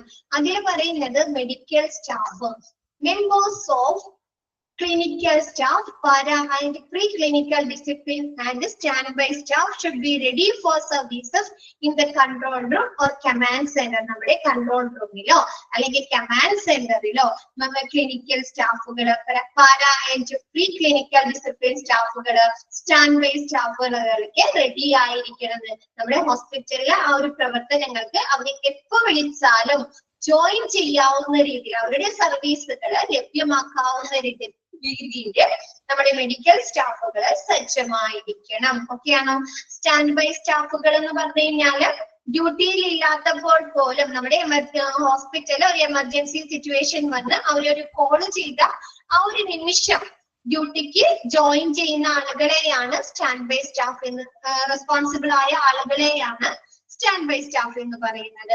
അപ്പൊ സ്റ്റാൻഡ് ബൈ സ്റ്റാഫുകള്, ക്ലിനിക്കൽ സ്റ്റാഫുകള്, para and pre clinical disciplines, അതായത് നമ്മുടെ ഫിസിയോതെറാപ്പി, റേഡിയോഗ്രഫി, മെഡിക്കൽ ഇമേജിംഗ് എടുക്കുന്ന ആളുകള്, ഒക്യുപേഷണൽ തെറാപ്പി, അങ്ങനെയുള്ള ആളുകളൊക്കെ സജ്ജമായിരിക്കുക. ഓക്കെയാണോ? പ്രീ ക്ലിനിക്കൽ ഡിസിപ്ലിൻ സ്റ്റാഫുകൾ എന്ന് പറഞ്ഞാല് നമ്മുടെ സയന്റിസ്റ്റുകള്, ഫാർമക്കോളജിസ്റ്റ്, അങ്ങനെയുള്ള ആളുകളാണ് കേട്ടോ പ്രീ ക്ലിനിക്കൽ ഡിസിപ്ലിൻ സ്റ്റാഫുകൾ എന്ന് പറയുന്നത്. അപ്പൊ നമ്മുടെ ക്ലിനിക്കൽ സ്റ്റാഫുകള്, ഡോക്ടേഴ്സ്, നഴ്സുമാര്, അങ്ങനെയുള്ള ക്ലിനിക്കൽ സ്റ്റാഫുകള്, para and pre clinical discipline സ്റ്റാഫുകള്, സ്റ്റാൻഡ് ബൈ സ്റ്റാഫുകളൊക്കെ എന്താണ് അവരുടെ സർവീസ് ലഭ്യമാക്കുന്നതിന് വേണ്ടി നമ്മുടെ കൺട്രോൾ റൂമിലും കമാൻഡ് സെന്ററിലും സജ്ജമായിരിക്കുക. നെക്സ്റ്റ് പറയുന്നത് നഴ്സിംഗ് സ്റ്റാഫ് അല്ലെ. Nursing superintendent should be liable to prepare a list of nursing staff who may stand ready at a short notice and be able to mobilize additional nursing staff from non-critical areas. എന്ന് വെച്ചാൽ നമ്മുടെ nursing സൂപ്രണ്ടിന്റെ ഒരു ഇൻസ്ട്രക്ഷൻസില് എന്താണ് ചെറിയ അറിയിപ്പില് തയ്യാറായി നിൽക്കുന്ന nursing സ്റ്റാഫിന്റെ ഒരു list നമ്മുടെ നഴ്സിംഗ് സൂപ്രണ്ടിന്റെ കയ്യിൽ ഉണ്ടായിരിക്കുന്നത്. ഇപ്പൊ ചിലപ്പോ ഒരു 10 സ്റ്റാഫുകളൊക്കെ അവിടെ ഉള്ളുവെങ്കിൽ നമ്മുടെ നഴ്സിംഗ് സ്റ്റാഫ് പറയാണ് അതർ ഏരിയാസിലൊക്കെ ഉണ്ടാവും അല്ലെ, ഒരുപാട് സ്റ്റാഫുകൾ ഉണ്ടാവുമല്ലോ നഴ്സിംഗ് സ്റ്റാഫുകളൊക്കെ.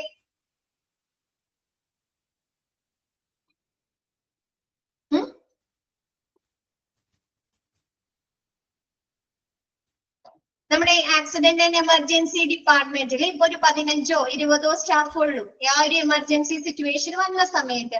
അപ്പൊ അതർ ക്രിട്ടിക്കൽ ഏരിയാസിൽ സ്റ്റാഫുകൾ ചിലപ്പോ കൂടുതൽ വരാം അല്ലെ.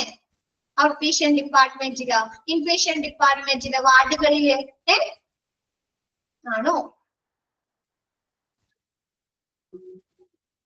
അല്ലേ? അപ്പൊ എന്താണ് ആ ഒരു നഴ്സിംഗ് സൂപ്രണ്ടിന്റെ നിർദ്ദേശത്തില് എന്താണ് അതർ ഏരിയാസിൽ നിന്നുള്ള നോൺ ക്രിട്ടിക്കൽ ഏരിയാസിൽ നിന്നുള്ള നഴ്സിംഗ് സ്റ്റാഫുകൾ നമ്മുടെ ക്രിട്ടിക്കൽ ഏരിയാസിൽ വരിക. കൂടാതെ ഡ്യൂട്ടിയിൽ ഇല്ലെങ്കിലും നമ്മുടെ എന്താണ് നമ്മുടെ നഴ്സിംഗ് സൂപ്രണ്ടിന്റെ ഒരു ചെറിയ അറിയിപ്പില് ജോലിക്ക് അവരെ ഡ്യൂട്ടിക്ക് കയറാൻ തയ്യാറായി നിൽക്കുന്ന നഴ്സിംഗ് സ്റ്റാഫുകളുടെ ഒരു ലിസ്റ്റ് ഉണ്ടായിരിക്കുക. ഓക്കെ ആണോ?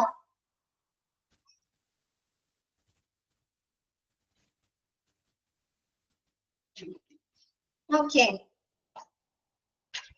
നെക്സ്റ്റ് ആൻസിലറി സ്റ്റാഫ് ഒക്കെ മിസ് നെക്സ്റ്റ് ക്ലാസ്സിൽ എടുക്കാം കേട്ടോ. നിങ്ങൾക്ക് ബോറടിച്ചു എന്ന് തോന്നുന്നുണ്ട്. ഒന്ന് വായിച്ചു നോക്കിയേ, ക്ലിയർ ആണോ എന്നൊന്ന് നോക്കിയേ. മിസ് എത്ര എടുത്ത ഭാഗം ക്ലിയർ ആണോ എന്നൊന്ന് നോക്കിയേ.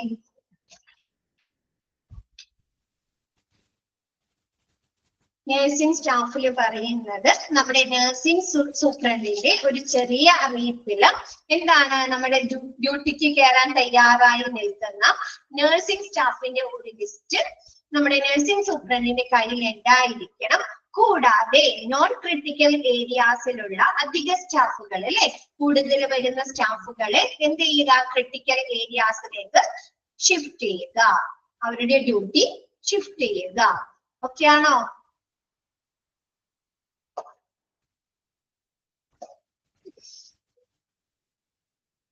ഇമ്പോർട്ടന്റ് പറഞ്ഞുതരാം കേട്ടോ, മിസ് പറഞ്ഞുതരാം.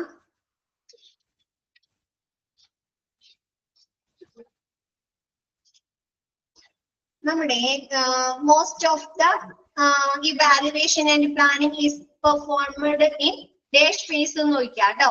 പ്രീ ഡിസാസ്റ്റർ ഫേസിലെ പ്ലാനിങ് ഇല്ലേ, അത് ഇമ്പോർട്ടന്റ് ആണ്.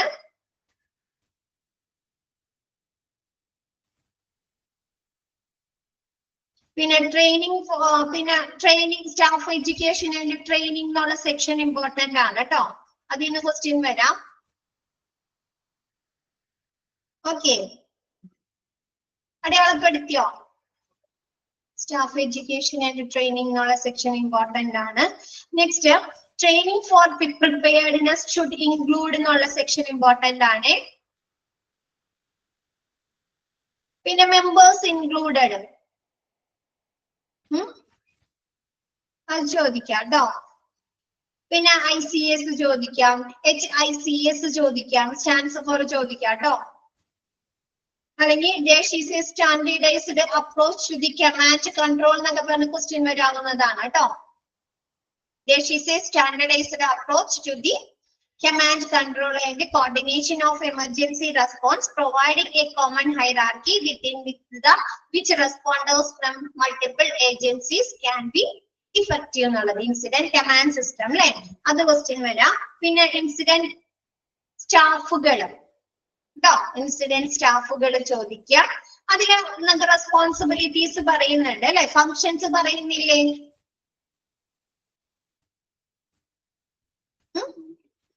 അപ്പൊ അതിൽ ചിലപ്പോ ഫംഗ്ഷൻ തന്നിട്ട് അത് ആരുടെ റെസ്പോൺസിബിലിറ്റി ആണെന്ന് ചോദിക്കാം കേട്ടോ. ഫംഗ്ഷൻ തന്നിട്ട് അത് ആരുടെ റെസ്പോൺസിബിലിറ്റി ആണ് എന്ന് ചോദിക്കാം.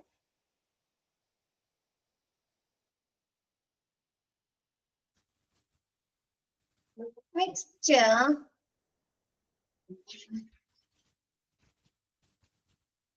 increased bed capacity in times of emergencies. Increased bed capacity in times of emergencies. Okay.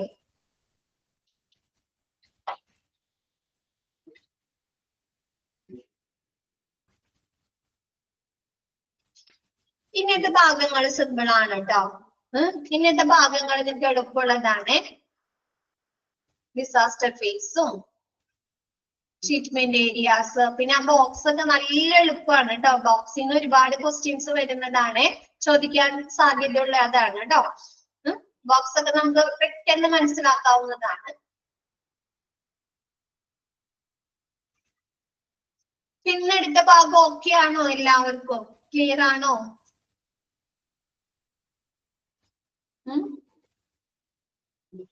Clear ആണ്. അപ്പൊ മിസ് ഇന്നത്തെ ക്ലാസ് വൈൻഡ് അപ്പ് ചെയ്യാണ്.